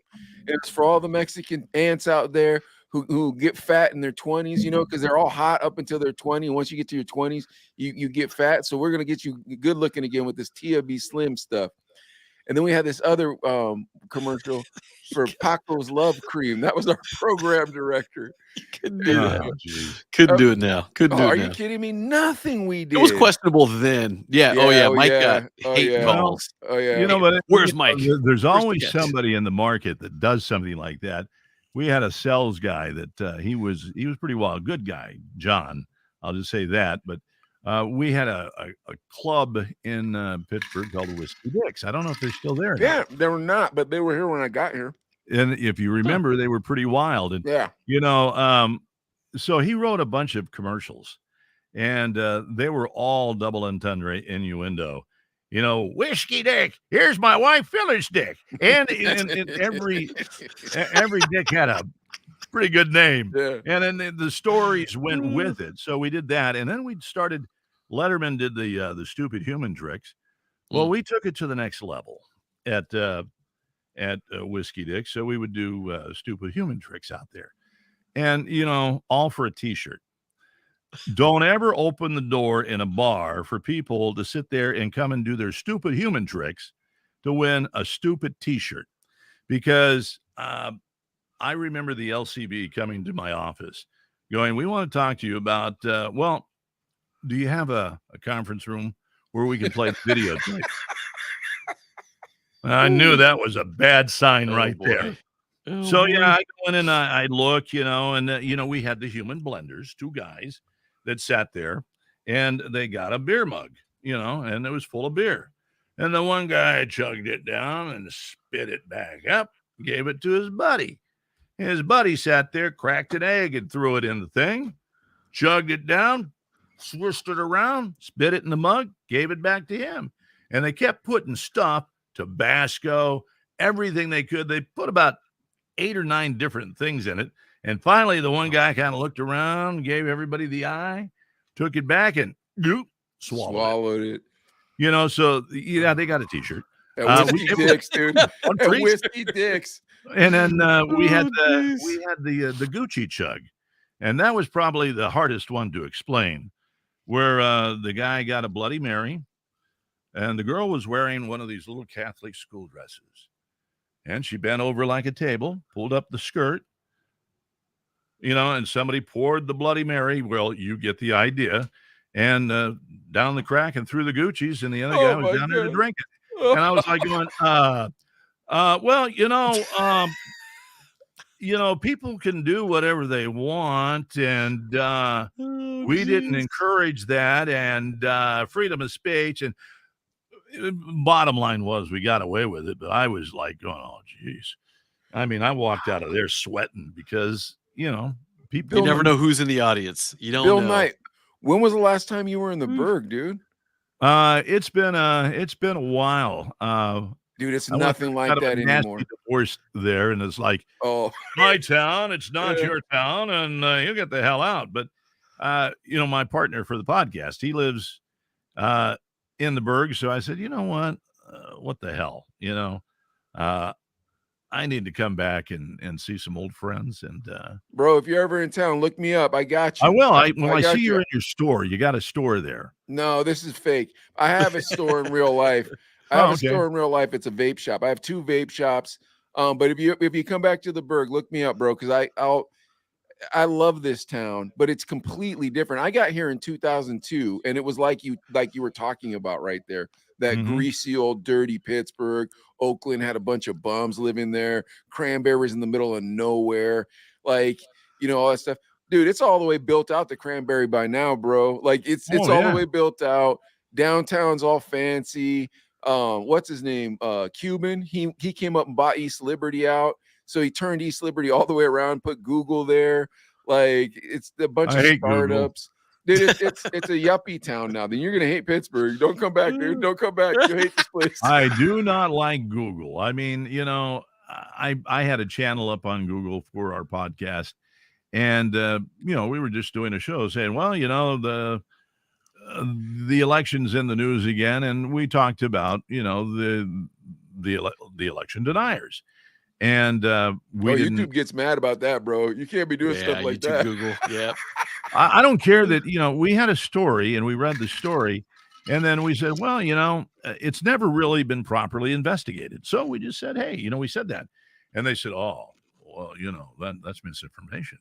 And I'm going like, really? And they said, yeah, we believe it's misinformation. I said, oh, you believe it's misinformation? You don't know that, but you're going to penalize me and stifle my right to free speech and an opinion. And they actually did back down on that. And I just said, you know what, yank the channel. But then for whatever reason, about 3 weeks ago, they put it back up. And then I get this note in my email going, well, you guys were, you were talking about, what was it we were talking about? There was something else that was in the news. COVID-19. Well, Probably. no, They don't like when you talk about that, Oh, bro. yeah. They get mad when no, you talk we about didn't that. talk about that. It was something else in the news, and it's actually it's a real thing going on. And they said, well, we think it's misinformation. And I said, why are you guys contacting me? We don't have the channel. Oh no, it's back up. But we're going to suspend this one show. And I'm like going, you know what? Why don't you get one of your $2,000 an hour attorneys to call me personally? Otherwise, don't contact me again. And don't contact me through my personal email because I will consider that harassment. You know, we Yeah. don't need Google. We don't want Google. Google can go away. So, you know, and Cuban, he can take Google and put it wherever he wants. But here's my I have a thing. suggestion, but Here's my thing, Bill Knight. Me and Adelaide get away with it because we're minorities. See, so like when you got to get minorities on your show, bro. Then you can say whatever you want. Because then whenever they bring some stuff up, then we're like, oh, is that how you treat the indigenous people of such and such? Whatever, bro. We just make stuff up. Half the stuff we say ain't even true, bro. They don't know. Well, according to my people, but see, we're racially ambiguous, so they don't know what my people is, right? But they're Yeah. too white liberal to ask us what we are, right? Because if they ask me, like, are you asking us in an offensive manner like that? See, well, that's true. You know, hey, look, you know, I'm the whitest black man you ever met. I know that's a problem, Bill Knight. Yeah. Well, you know, maybe I need to go out and jeez. It Yeah. doesn't matter. And you Get- know what? Get one Everybody has been minority. Get one everybody's minority on been your show. discriminated against, you know, whether it's, you know, you for being Latino or whatever, or Asian, it doesn't matter. It happens. And then they used to do the affirmative action thing. And I remember when I was young, starting out, you'd get called in for an interview and you knew you were the token white guy going to the interview because there was a quota as to what they had to do, and they had to fill the shift with either a minority or a woman. I mean, the old Holy cow, joke. where was this? What market is this that they're doing this in? Because that would suck. Well, they used to do it in Fresno, and hell, you know, I mean, there was a time. It even went on in Pittsburgh. I mean, Wow. it's happened at I'm sure all it these still companies, does. but things. Oh yeah, it does. And I mean, you know, there was a joke that everyone used to tell. I'm not going to tell it because even though it would be relaying an old, you know, ism of the industry, somebody said, you know, Bill Knight's a racist because he said that. All right, well, then And, I'll tell the joke. Two black guys and a Jew walk into a bar. Just kidding. Just kidding. Just kidding. I'm part kidding. Jew. No, I no. don't Actually, I don't disagree with a lot what you're saying, Bill Knight. The problem is I don't trust the government at all. I don't believe in the Republicans or the Democrats. well, I agree neither. with you there. I think, look, I believe that they're all just out to feather their pockets, and they'll do it at our expense, and they'll sell out this country. They don't care. I think that what we see going on is nothing more than a big S show, and that's it. I saved you from having to edit out the word. Yeah. Yeah. I mean, but it is an S show. Yeah. Because you can't make heads or tails of it. It's like, what is going on here? And when you ask what's going on here, that's when people get mad at you. It's like, how dare you ask that question? What do you mean, how dare I ask that question? All I'm asking is, if your organization is called Black Lives Matter, how come I don't see no black people at any of your rallies? I just see these white liberals and a fair amount of gay people. What's going on around here? Like, I'm just asking a question. I'm not being mean. Yeah, well, I agree with you. I mean, and you look at all the sexual identity stuff. Yeah, I'm a he, she, it, we, E-I-E-I-O. But you know, you're something. And I'm not mad about that either. But here's the problem: if you're going to be LGBTQ, I'm good. Okay, here's how I feel. I live in the United States, and we're all allowed to have our own opinions in the United States. Right. But I have the freedom of religion in the United States baked into the Constitution. Now, folks, if you're going to tell me I don't get to have the Constitution, then you're going to tell me that you're trying to withhold the rights that I'm supposed to be born with. And if them rights say that I have the right to my religion, and if I believe in a religion that doesn't agree with your lifestyle, you can't get mad at me constitutionally. Well, you know, they're making a mistake about Latino people. You know, I grew up in Fresno and in California. You have a lot of Latino people out there. And the one thing that I do remember as a child growing up and all through my life, because everybody goes, they grab the Bible and they hold it to their heart and they talk about all of this stuff. Latino people are very family oriented and very God fearing. As a matter of fact, Sunday is a holy day to them. That is a day for church and family. That you don't go shopping. You don't go, you might go out drinking other nights of the week. When I was in Mobile, Alabama, the Baptist convention, the hotel where they stayed, the biggest bar nights for them throughout the year was when the Baptist convention was in the hotel room and room service. They had to hire extra people to do the room service. Oops, I'm sorry I told on you guys, but that's the way it is. Because the Baptists don't drink, Adley. They don't drink at all. Yeah, according to the religion, you don't drink at all. Oh, wow. Yeah. But okay, hold on, Bill Knight, because I got some political ideas to run past you. All right, here we go. Okay. This is my idea. Now tell me what you think of my idea. I want to start a new party. Okay, this is what the party's gonna be called. It's gonna be called the Common Sense Party. Here's how it goes. We're starting with this. This country was founded on the freedom of religion, and we're never going to take it away. But it's got to be a real religion. You can't just be making up new religions to be a weirdo. That's where we're going to start. Next, all you that's people, a good idea. I have no problem with that. Here's my next one. Next thing I'm going to do, I'm going to call the president of Mexico. I'm going to tell him this. You got to get your stuff together down there. What's Panama say? They don't want the Constitution or religion / Democrats. All right. Then I'm going to call the president of Mexico. I'm going to tell him this. I'm going to say, you got to get your ass together, because if you don't, there's going to be consequences to pay. So all these cartels, all this fentanyl, all this garbage coming up to our country, if you want us to be doing any union contracts down there, if you want us to be sending any of our industry down there, you got to clean it up.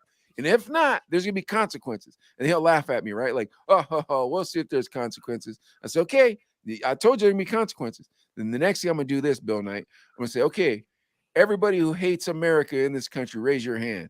All those bums who raise their hand. I hate this place. I hate America. I'm going to say, okay, cool.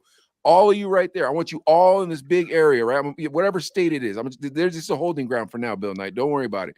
So I'm going to put them right there, right? So that's the first thing I'm going to do. And then I'm going to get a head count. I'll say, count them heads. However many Americans there are, right? Let's say it's 1 million. So okay, 1 million. All right, now here's what I want. I want 1 million of these hardworking migrant workers that would kill somebody to get into this country, then work 70 hours when they're here, and then send that money back to their family so that when they get back there, they'll have a better life and go to church together. I want those people. I want 1 million of those right in front of me. Okay, here's how this is going to go. We're doing an exchange. All you people, you still hate America? Yeah, I hate America. Cool, I got a place we're taking you. Oh, we're going to Cancun. No, you ain't going to Cancun. I'm dropping you right in TJ, fool. That's his problem now. Then I call the president of Mexico. I say, I told you, man, I ain't playing. And all those other cats, I'll be like, all right, now here's how this is going to work, folks.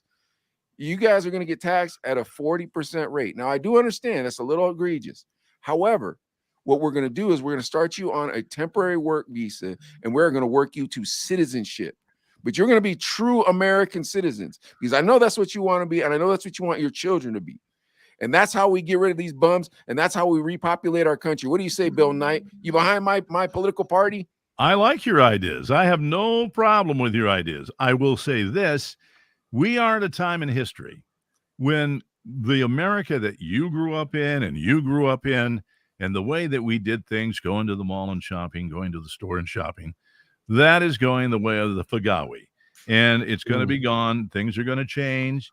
And it's not that it's going to be worse. It's not that it's going to be better, but there's going to be change. But there are opportunists out there that I used to always say, there are the rich that believe that they control everything. They own this world, and we actually work for them. And you're seeing them rear their heads now, wanting this new world order and everything that's going on. You're seeing a lot of different things at play. So, there's a lot of work ahead to get America back on track. I agree. People sitting here, coming here to work, take the money and then take it back there. That's not what we're about. I don't even know that you look at all the money we're giving away. Where's this money coming from? We're not even on the gold standard anymore. So, You know, we can sit there and lie to ourselves. Oh, well, we can back it up. We back it up with our, our so-called might. And we probably are very strong, stronger than what we really know, but that's not the point. We're printing money.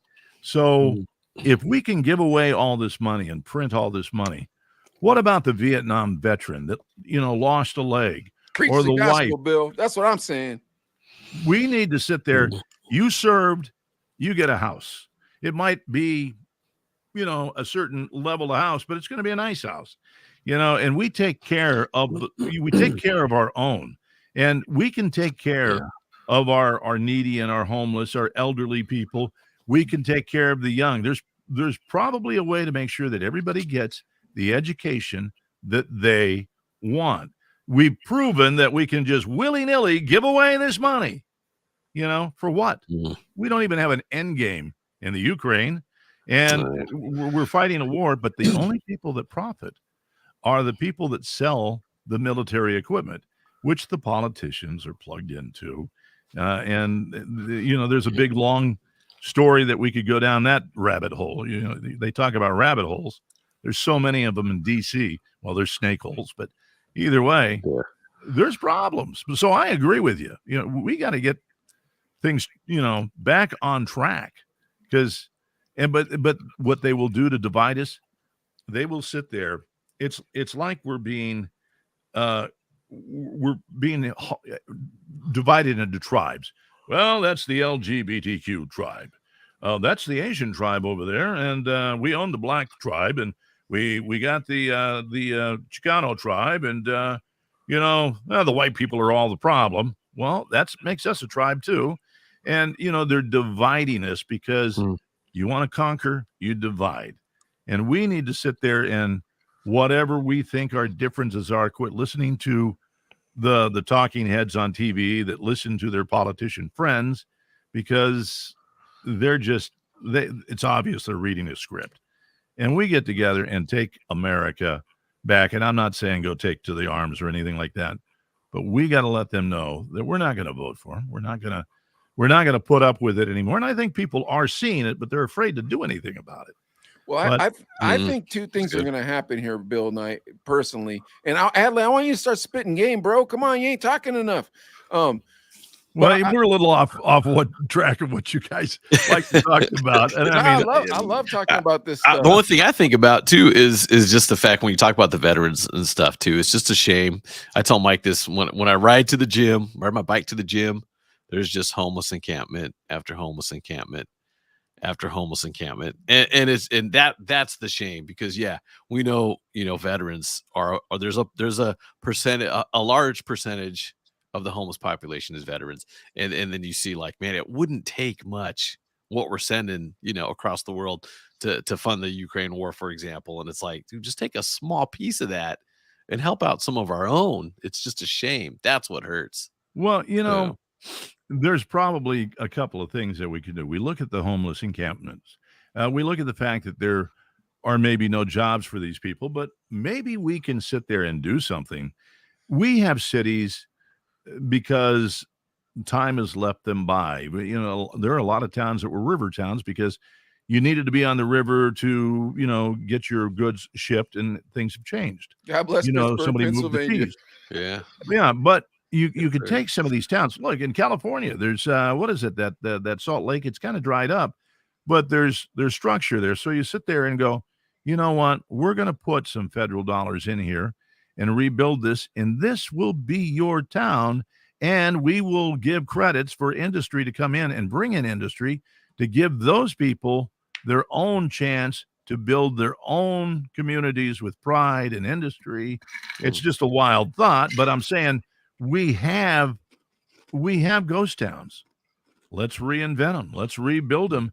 And let's give these people that are going, I've been left behind, and say, no, you haven't. Let's give you a shot. Let's get something there and get things going again. I mean, we need to get America back on track, but we don't.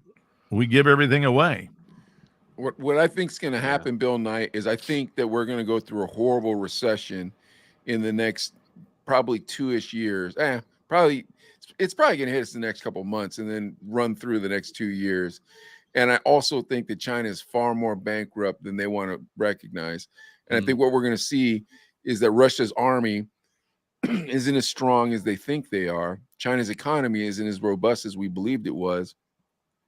And then we're going to go through a strong recession. But I think in that recession, hopefully America will find revival for the church. And I think that's the biggest problem that we've got right now is we need revival, and we all act like we don't. You know, There's a guy, he ran for president. He didn't get there. Ben Carson. You remember him? Yeah. Well, he's part of an organization now, but one of the things that I will say is that the young people, the kids, the teenagers, they're going, you know what? This is a bunch of horse crap. And so there are revival camps all over, the United States. Where they're popping up now. Yeah, these college kids. Yeah.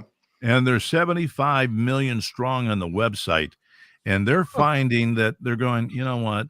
We've gotten away from our moral values. So we want to get, at least they're trying to right themselves. Now, they might slip away from it, but they see what's going on with this woke society and the perversions that are going on. And they're going, I don't want to be part of this. I just want a decent place, because they know they're going to get older. They know they're going to have to do certain things. Yeah, it's fun to have fun. But at some point in time, you got to grow up and be responsible.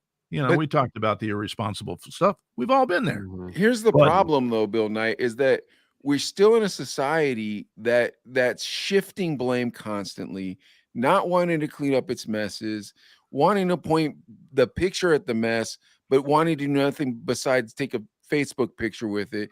You know what I mean? It's like, dude, what are we doing? We need revival. That's the only thing that's going to save this place. And I think if people are broke and there's revival, then we're straight.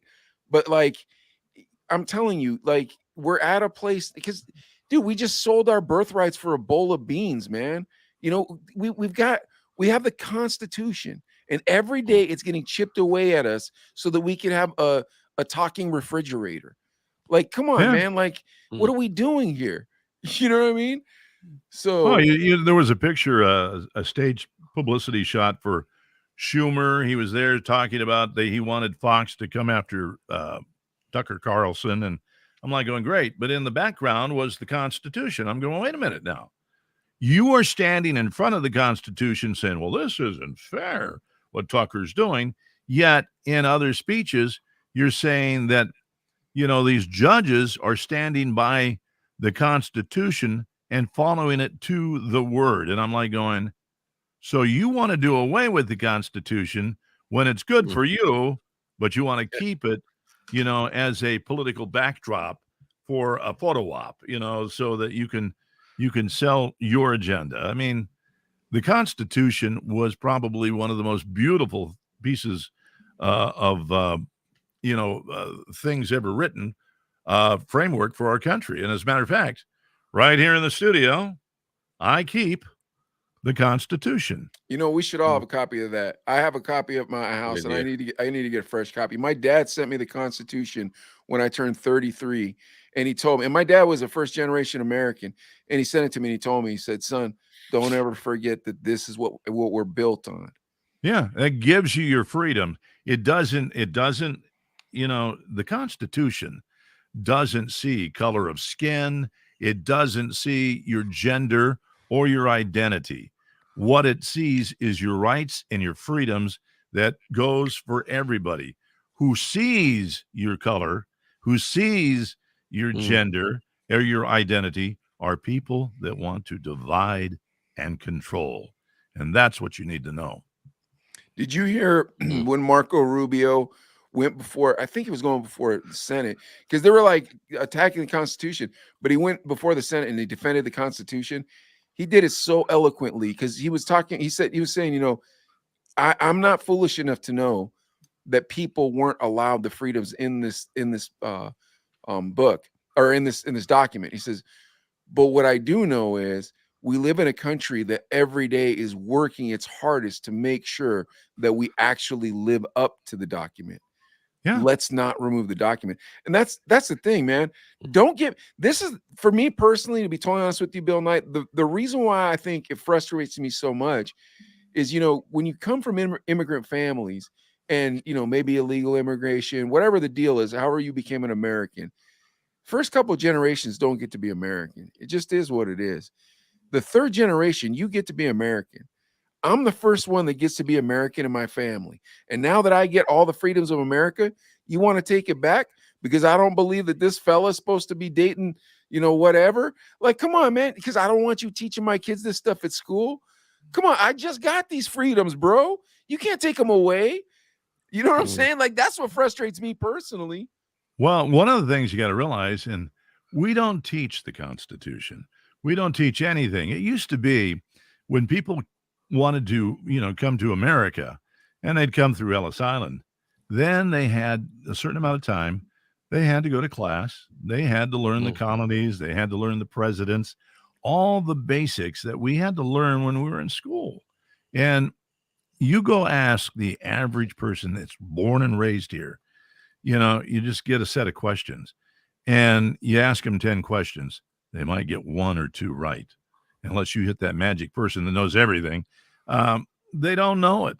And and that saddens me because even the countries that we make fun of, they know everything about, they know their history. They know their rights. They know what they have. But yet we're America and we don't know what we have. That's sad. I took constitutional law from a Supreme Court judge, Adlai, when I was at Pitt. Wow. Yeah, because my undergrad when I was at Pitt, Bill, was legal studies. After I was out of radio, I came over here. I thought I was gonna be a lawyer. Apparently, it didn't work out. So, but my undergrad was legal studies. But I took constitutional law because I was like, I really want to understand this, and I think everybody should have to take that course. I really do. I think you're right. I think we should know, and I will even admit. I mean, yeah, we took it in school and you had to learn it. You forget it, which is why I keep a copy of this here so that if I know, like when on the podcast we're talking about certain things, or I see a story, somebody's attacking a certain amendment, everyone thinks it's a big, long, piece of, diatribe. And, each little amendment, it's just a couple of sentences. Yeah. And that's it. Yeah. It's just the basic framework to go by. It's like the commandments of the United States. And, we should know it, And we should be protected by it too, though. Yeah, we should. We really should. And I mean, especially now with everything that's going on, and I'm all for change. I mean, we grow as a society. We can argue whether, we need to be driving the electric cars, the gas cars. Do we need to be doing something else? But even that's used just to divide us instead of doing what's right and doing what's right for the people. And we don't do that, and, the planet, it doesn't, Mother Earth doesn't care whether we stay electric, we pollute it or not, because she's like a dog and we're the fleas on it. And at some point in time, she's going to get mad and shake us all off and start all over again. And we're done. Yeah. So just remember that you're just a tick on the, on the dog butt of birth. Bill Knight, I always try to keep our time and I always suck at it, but we're coming to the end of the show. Yeah. We always just have so much fun talking to everybody. That's the problem. It's true. Just listening. We're coming to the end of the show and we like to do entertainment news at the end, but since you're our guest, you get to pick what story we do first. So Adlai, would you like to read Mr. Bill Knight some of these stories? And Bill, I want you to know it was nothing but a pleasure having you on this show. I really it's great being here. It's awesome. I didn't know what to expect. And I was going like, well, radio stories, I've got a ton of them. I love them. I love them, man. Who doesn't love them? Between DJs, we've all been through them. And after a while, you get tired of telling your stories. But there's crazy stuff going on in the news. I'll throw you one. I forget what it is. You could look it up real quick. There's no. There's a new pandemic out there. Oh no. I'm serious. Oh boy. I already got it. I hope not. It's uncontrollable diarrhea, according to the CDC. I did get it. Oh my god! No, just kidding. No, well, I got diarrhea of the mouth, so there you go. But yeah, I'm like going, gee, so do you have to wear a mask and a diaper, or how does this All right, work? all right, come on, Bill. Let's get to the end of the show. Adley, read him some stories there. You know what? I forgot about this one earlier, but I remembered it while we're talking. And the headline is "World's First AI-Driven Radio Station is here." So that's headline one. All right. Bill Knight invented it. That's why. No, it wasn't me. I'm just kidding. And number two, this one's questionable because I don't know if you guys are into this stuff, but Funko Pops, we know those little pieces, little toys they make, little figurines. Yeah. They've had to throw away $36 million worth of inventory. Why? Because they can't store it. So that's the headline. Well, because nobody's buying right now because people are broke. And then this is the other one. Me and Mike talked about this one. Florida man dies from brain-eating amoeba after using tap water for his sinus rinse. So you got to pick one of those titles. Well, I'm going to go with either the brain amoeba. What was the first one? The world's first AI-driven radio station. Well, you guys kind of are a radio pop culture. Let's talk about everything. Let's hear about this. Let's see how is it different than what we have now? Oh, I know what it is. Let me see if I can guess. Is it different than we have now? Well, here's the crazy I part. bet you the AI is the actual disc jockey. The computer will actually sit there, do everything for you, and it thinks on its own. And that'll be fun hearing a computer talk up a record with its own original thought. Oh my gosh! Yes, it's a whole radio station, and we know AIs. They now can write essays, answer complex questions, and they've asked why can't they run a radio station? And that's the question. A media company called, this company too, Bill, Futuri, out of Ohio, wanted to test. Yep. Now, quote, Futuri is revolutionizing the audio industry with the launch of Radio GPT, the world's first AI-driven localized radio content solution. Radio GPT combines the power of GPT-3 technology with Futuri's AI-driven targeted story discovery and social content system. Topic Pulse, another one we know, as well as AI voice tech to provide an unmatched localized radio experience for any market, any format. So it scans Facebook, Twitter, Instagram, and more than 250,000 other sources of news and information to identify which topics are trending in a local market. It then proceeds to use GPT-3 technology to produce a script for on-air use while using AI voices, and they turn that script into compelling audio. Now, the AI voices, there was a guy that called me about a year and a half ago and said, will you read this script? And it was going to be good money for the script. I said, well, what is this for? Well, we got about, 15 pages. You got to read, maybe a few more. And I'm like going, well, I don't know if the math really works out now that you say that. What happens is, well, you do sign a waiver that we have the right to use your voice. No. And yeah, that's what they're doing is Yeah. there's some suckers out there going, yeah, I'll take that quick hit money. And then what happens is you'll be sitting there one day, and you're sitting there going, drive the new Chevy EV. And hey, that's my voice. Where's my check? No, that's the AI mimicking your voice. And, that's the rub right now with AI is you have to have a human voice first. And Bill Knight's right, because if they get your voice though, then they can own mimic it. Yeah. But well, if they don't, but when they make the computer voice, it still sounds whack, dude. That's how come they need Bill Knight. Yeah, but they can go back and get Orson Welles, Gallo will serve no wine before it's time. And the big boy, he was an interesting character, but actually he never could read a script all the way through. He would get about one sentence in and who wrote this blah, blah, blah, blah script, and, it was never his fault that he just couldn't read it. So, some poor guy back in the days of before computers had to sit there with a grease pencil and a razor blade That would suck. and put this clown together. But he had a great voice, and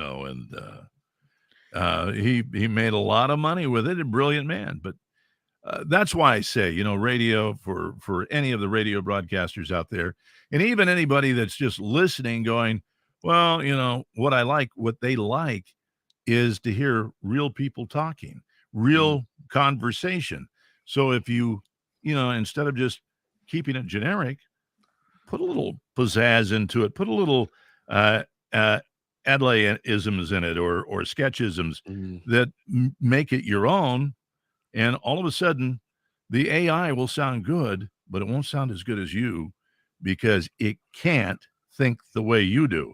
I know Here's it the can't issue, think the way Bill. that I do. That's kind of the computer would shut down right away. Yeah, the issue is it's cheaper than you. Well, that's debatable. And it can be in 50 markets. Yeah. And It is can replace debatable, 50 people. I don't know how I feel what? about it. My problem is I have an attitude, It's like, you want me to read? Come on. Dude, but here's the part that sucks. Didn't you guys used to love this when you were younger, to drive through different cities so you could hear different radio? Well, that's I how we used loved to it. get ideas, Oh yeah, The yeah. PD would Definitely. sit there and go, yeah, I'm going on a road trip. Where are you going? Well, I'm going to go up Interstate 10. Then I'm going to cut up 55, and you'd hit St. Louis, and you'd listen to some radio station, and you'd make notes of Yeah. maybe positioning liners or contest, and then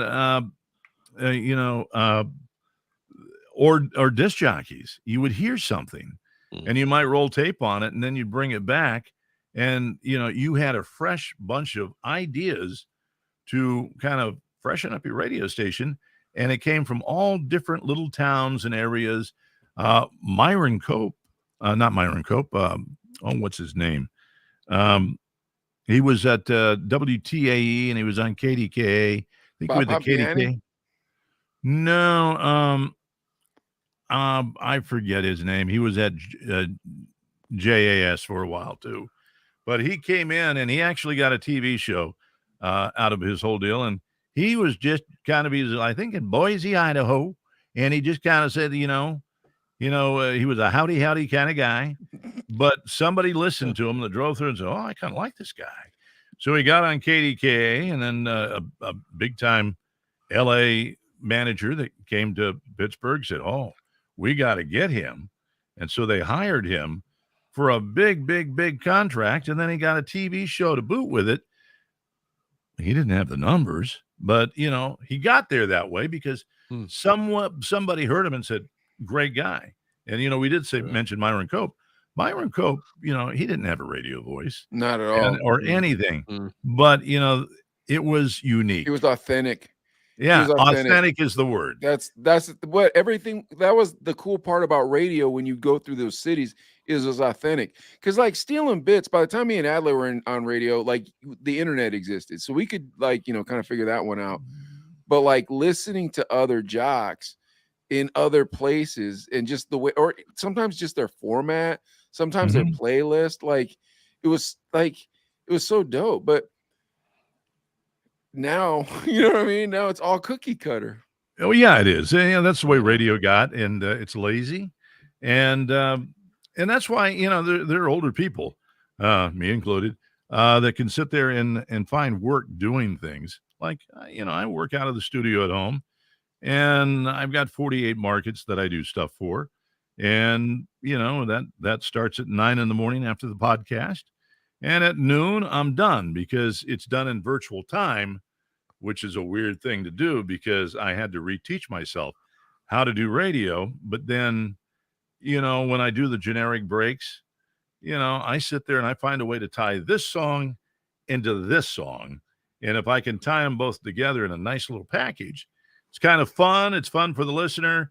And because it's not live, I can manipulate the song on every individual radio station, and people go, damn, you know what? You talk up those intros, you hit it just right. How do you do that? Years of experience, I got to tell you, it's not easy being me. But you do that, and then the only time that I ever have a problem. Do you do it this way? Is it like one line, and then at the end you go, KRQQ on CNBC? No, I could probably pull up the software and you know and go through my private portal and pull it up, but I don't think you'd be able to see it. But what I do is I'll see if it's a talk over, record. They don't seg where they talk over, and I don't even try to. I should know these songs by now, so I'll come out of the one thing and I'll do whatever I'm doing, and I'll do the branding statement because the talkovers are generic. That plays on every station. And Mm. I do that and I do a bit there so that nobody really realizes that it's not personalized. Now, some stations say, no, I want you to personalize that one. And then I'll use that same bit that I use in every other station, personalize it. But personally, yeah. Yeah, because it's the same break, I've Yeah, got you one can hear market. it. I was gonna Yeah, I've say got too, Bill. Oh, go ahead. Go ahead. Then I got something to add. okay. I was just going to say I have one market where I have these two classic hit stations. Now they're 90 miles apart and they're on the same damn frequency, but different companies. So I'm sitting there going, wait a minute. Now, when I do this break at the '08, and then I do it over here, somebody driving along the highway there, and all of a sudden the one fades out, picks right up and plays the other. It's like, Wow. okay, unless they're a little bit off, but it does that. But then, and then I do they decide how many personalized breaks they have, and anything more Mm. that I talk about would be giving away the recipe, and we're not supposed to do that. No, But the no, point no. is, we make it sound local. We have fun with it, and that's the whole point. Uh, Yeah, we there was try to a make it day. sound fun. There was a day when it's like, no, we got to sound live. We got to sound live. But I think that day now, I think I think people know now that people aren't in there because you'll We hear gave up those. that. Yeah, we gave up the ghost on that. Yeah, and then you'll hear breaks like in the state when I'm cruising around town, and I know there are obviously trackers from wherever market where they're in. You can hear so and so radio, and then their break comes in, but it's them on both, and you're like, sounds really choppy, but you just Yeah. kind of like, I mean, there's probably one guy, segueing all these voice tracks in like 30 markets, just like, I got 8 hours to do this and I got to finish. So, you know No, what I not mean? really. I So, mean, you know, I'm yeah, I mean, I never thought in a day I would sit there and do, 70 to 90 breaks, but I do. And, but I crank it up and I just start doing them, I mm, go through I do the generics first, then I go and do the branded ones.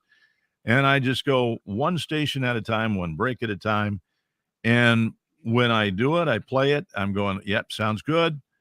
Send next one, and I just keep going because I did find that when you're doing that kind of voice tracking, it mhm. is better just to keep moving, and then you get a little bit surly in your head, Yeah, I bet. Yeah. and you know what I'm talking about. But actually, that adds to it because now all of a sudden you're in this loopy mode that you're doing good radio, but you've got some little funnies that you normally wouldn't do. You're instead of being all stiff and doing this, you kind of fall into it's almost like Tim Conway doing it. Which he did come from radio. He did a radio Huh, show. Yeah, it's okay. true.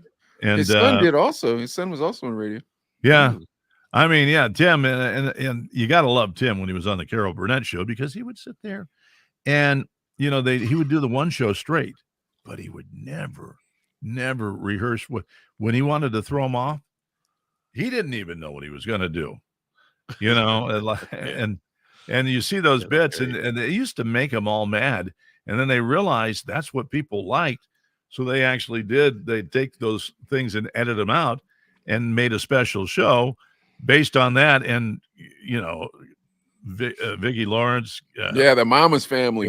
yeah, and all of them Yeah, ate it up. they had no idea where he was coming from, and sad thing is, and neither did Tim. But that's fun, great. That's because great. you're watching it on TV and you're just like, nah, you listen. It was fun. All right, That's Adlai, good, you that's want to do good. one more story and then we'll wrap it up? Yeah, we'll squeak out one more here. Let's see. Oh, this I is got a okay. good Here's one. another one. I got those other titles still. The guy dies from the brain eating amoeba from cleaning out his sinuses. Still got that one. And we still got the You really want to do that one, bro. You brought that one up a lot. that one, or we could do, but let's add this one. A missing man found in shark, and he was identified by a tattoo. What was the one I sent you? Did you send me that one? No, I sent you You something. sent me I some can't other remember. one. Let me see. Oh, you know what? I didn't even. While you guys are thinking about that, let me No, let's not see. do This that bit was tonight because it's too late. the alligator. Oh yeah, Wait, open let me that see. up. That's a great one. Let me see if I can get this going here. It's just 10 alligator stories, Bill Knight. Like how people like had alligator encounters. All right. Okay.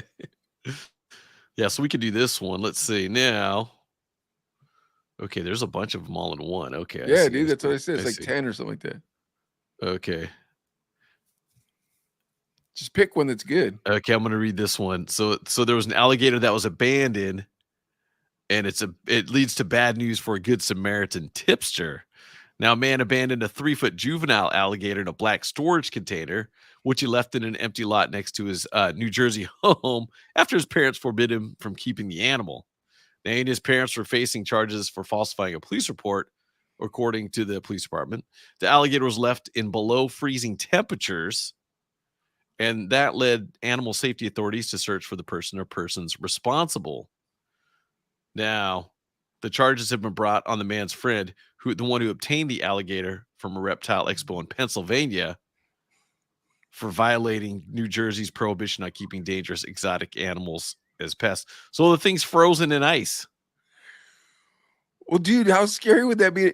First of all, who gets an alligator for a pet? You used to get those at actually I remember they used to sell them a long time ago when you'd go to a state fair. They used to be able to get them for a couple of bucks. Alligators? How many years? No, I said Alligators, yeah, you could get them. alligators. Yeah, you could. They used to sell them at the state fair. They did in California, and I'm going, Mom, why would they? She goes, you don't want an alligator because then it's going to get big and you're going to have to flush it down the toilet. And how many times have you heard about an alligator in a sewer system? Yeah. Because some kid goes, goodbye, Crocky. Idiot would sell an alligator to a child. Look, $2 is $2. Hey, yeah, then give the You don't kid a think this- gator, This is Grow the most yourself a idiotic- pair of shoes, kid. That's bananas. Are you kidding me? How big was the alligator, Adlai? It was 3 foot, and it was a juvenile, so it wasn't full grown. So he actually, he kind of raised that gator. And I got to tend to believe that an alligator is, an alligator. It doesn't really care, that you feed it because, wait, you didn't bring me dinner? Your hand looks pretty good. I know. Yeah. I'm going to have a hand sandwich. What kind of idiot would want to own an alligator? Or if you saw that black tub on the side of the road and you're like, I wonder what's in there. Would you open it? I mean, you'd be like, I'm going to check this thing out. Let me see. And it's an alligator that's probably hungry. All right. I don't know. All right. So when Yeah. Danny Hill was on the show, Bill Knight, I asked him this question. I'm going to ask you this question right now. Uh-oh. All right. Would you rather, Adlai, you got to answer it this time. All right. Would you rather, okay, like this dude, like he caught you, right? You're a spy or something. I don't know what the problem is, but he's keeping you all tied up. Would you rather have this where he has an alligator on a chain and the alligator is real close so he could almost bite you, right? And you're all tied up like that? Or would you rather have an alligator in your bathtub when you're going to the bathroom at night, but it's only like a 2-foot alligator, like maybe a 3-foot alligator? Which of the two would you rather have happen? Who are you asking? I'm asking you, Bill. Would I rather have an alligator while I was going to the bathroom? I could see some problems with that, but he's in the bathtub while I'm going to the bathroom. He's small. Yeah, and he's small. He's a little guy. Yeah, but he can still get over the tub. Yeah, probably. I'm going to look really funny running down the hall with my pants around my ankles. Or the other scenario is you're being held, by terrorists or something. I don't know who's holding you, but they got an alligator that can almost get to you, but he's a big old giant alligator. He's on a chain, and the chain keeps pulling, and you're like, oh my God, but you can't get away, right? Because they have you in some sort of corner. Yeah, I'm going to go with the little alligator because I might have a better chance. That's what I said. That makes sense. You That know, does make because sense, the actually. big Yeah. alligator, he breaks the chain. He's going to go pretty damn fast. And I can move if I have to move, but probably not as fast as the alligator. So, Yeah. you know, When you lived in Louisiana, there was crocodiles, alligators everywhere, right? yeah, I never really encountered him. I heard about, people driving along, they ran into him. Now, I used to live in Florida, and, like on a Sunday, you'd take the Harley out, you'd get up in the morning. I lived in Plantation, and I would, cruise on up and get on there's a highway that cuts across the basin there to go to the other side, and I might go over to Marco Island or something like that, get lunch, and I had a change of clothes if I wanted to go to the beach or whatever, and then head back that evening. But I can remember a couple of times I would sit there and go, you're riding along highway, marsh, and there are gators there. But I remember one time I was looking down the highway and I'm going, wait a minute. There's something big that stretches all the way across that road. Holy cow. And he's just sitting there. So I kind of like slowed down a little bit and I'm going like, okay, I can't go across that medium to get to the other side to get. Oh boy. So I decided it was not a good day to go to Marcus Island. So I turned around and went the wrong way until I got to the exit up there where I could cross over and go back. And I went, somewhere else because I said, I'm not going to chance a gator.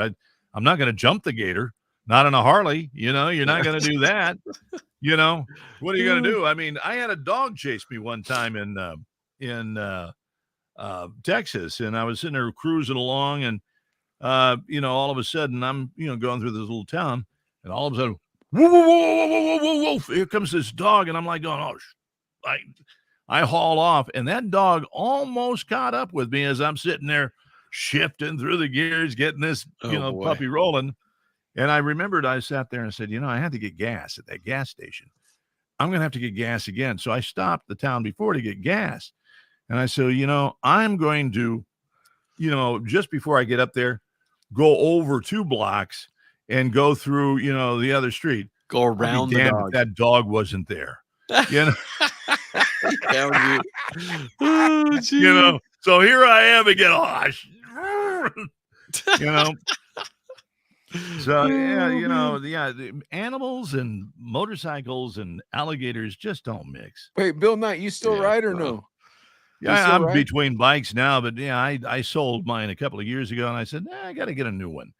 I want to buy a motorcycle, but I'm afraid because I'm 50. I'm like, I don't want to get hurt. Do you have a license? No, I was going to get my license. Check the community college. College.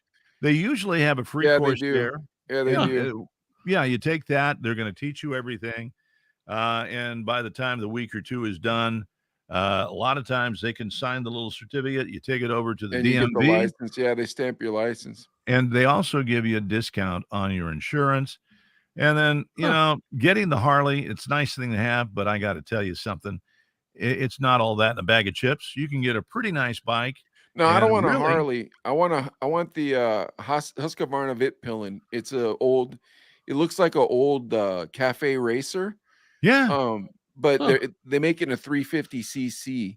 So I just want enough speed that I can go around town and maybe go out into the woods a little bit. I'm not looking for to hurt myself. Yeah, you'll be fine. You'll be fine. I would say probably you want a little bit more oomph to it, but get they about make it in a 650, but I like the 350 because I want to be able to go 60 miles without having to open all the way up. Because if you get a 250, you're barely getting to 60. But I always found that the least amount I ever had was a 650. Did a 750. That actually did pretty good.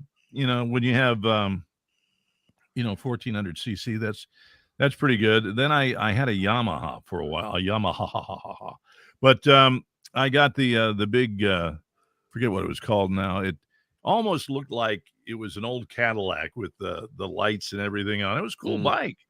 Rode something or other, but it had the biggest production engine on a bike at the time. And the bad thing about that is it's not really you, it's other people, because like when you ride a bike, you don't turn the handlebars. To turn, you lean. That's how you get your turn going. And if you get somebody that's stupid in front of you and you didn't catch what they were doing, you do have to turn that bike, and you are going to put your foot down. And you don't. I've never laid down a bike. Don't want to. But that son of a gun weighed so much. If you would lay it down, it's like the old. What was the bike that they used to put the 350 engine on it? I'm like going, you lay that bad boy down.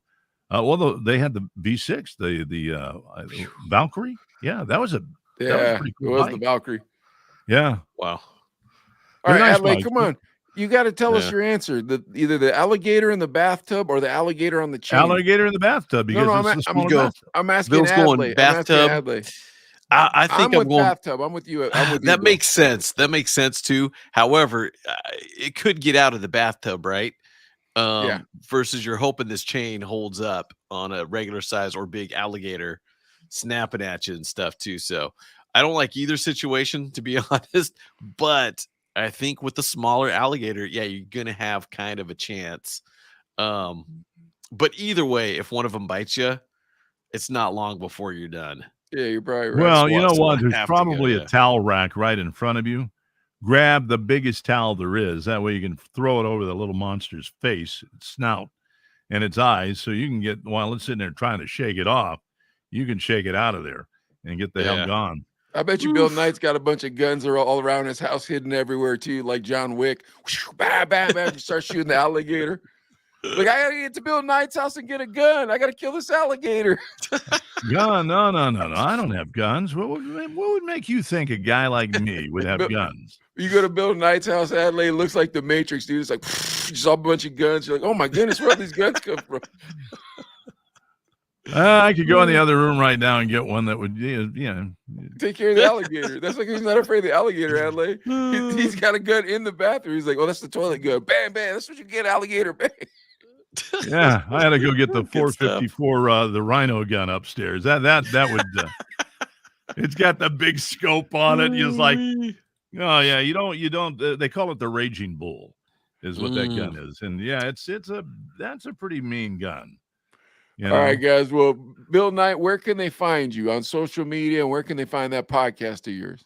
Well, okay, if you go to itsanotherday.com, that's the website. Okay. You can also find Jim and Bill, It's Another Day, on Podbean.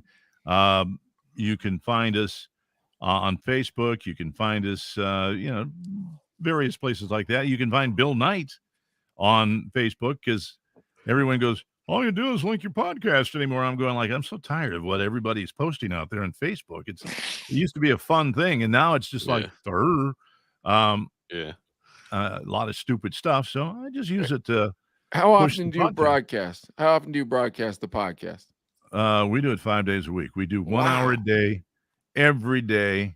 So tomorrow morning at 7:15 in the morning, East Coast time, I'll be on I'll be on the Zoom with Jim, and we'll look at our notes and we'll compare and say, oh, that's a big story.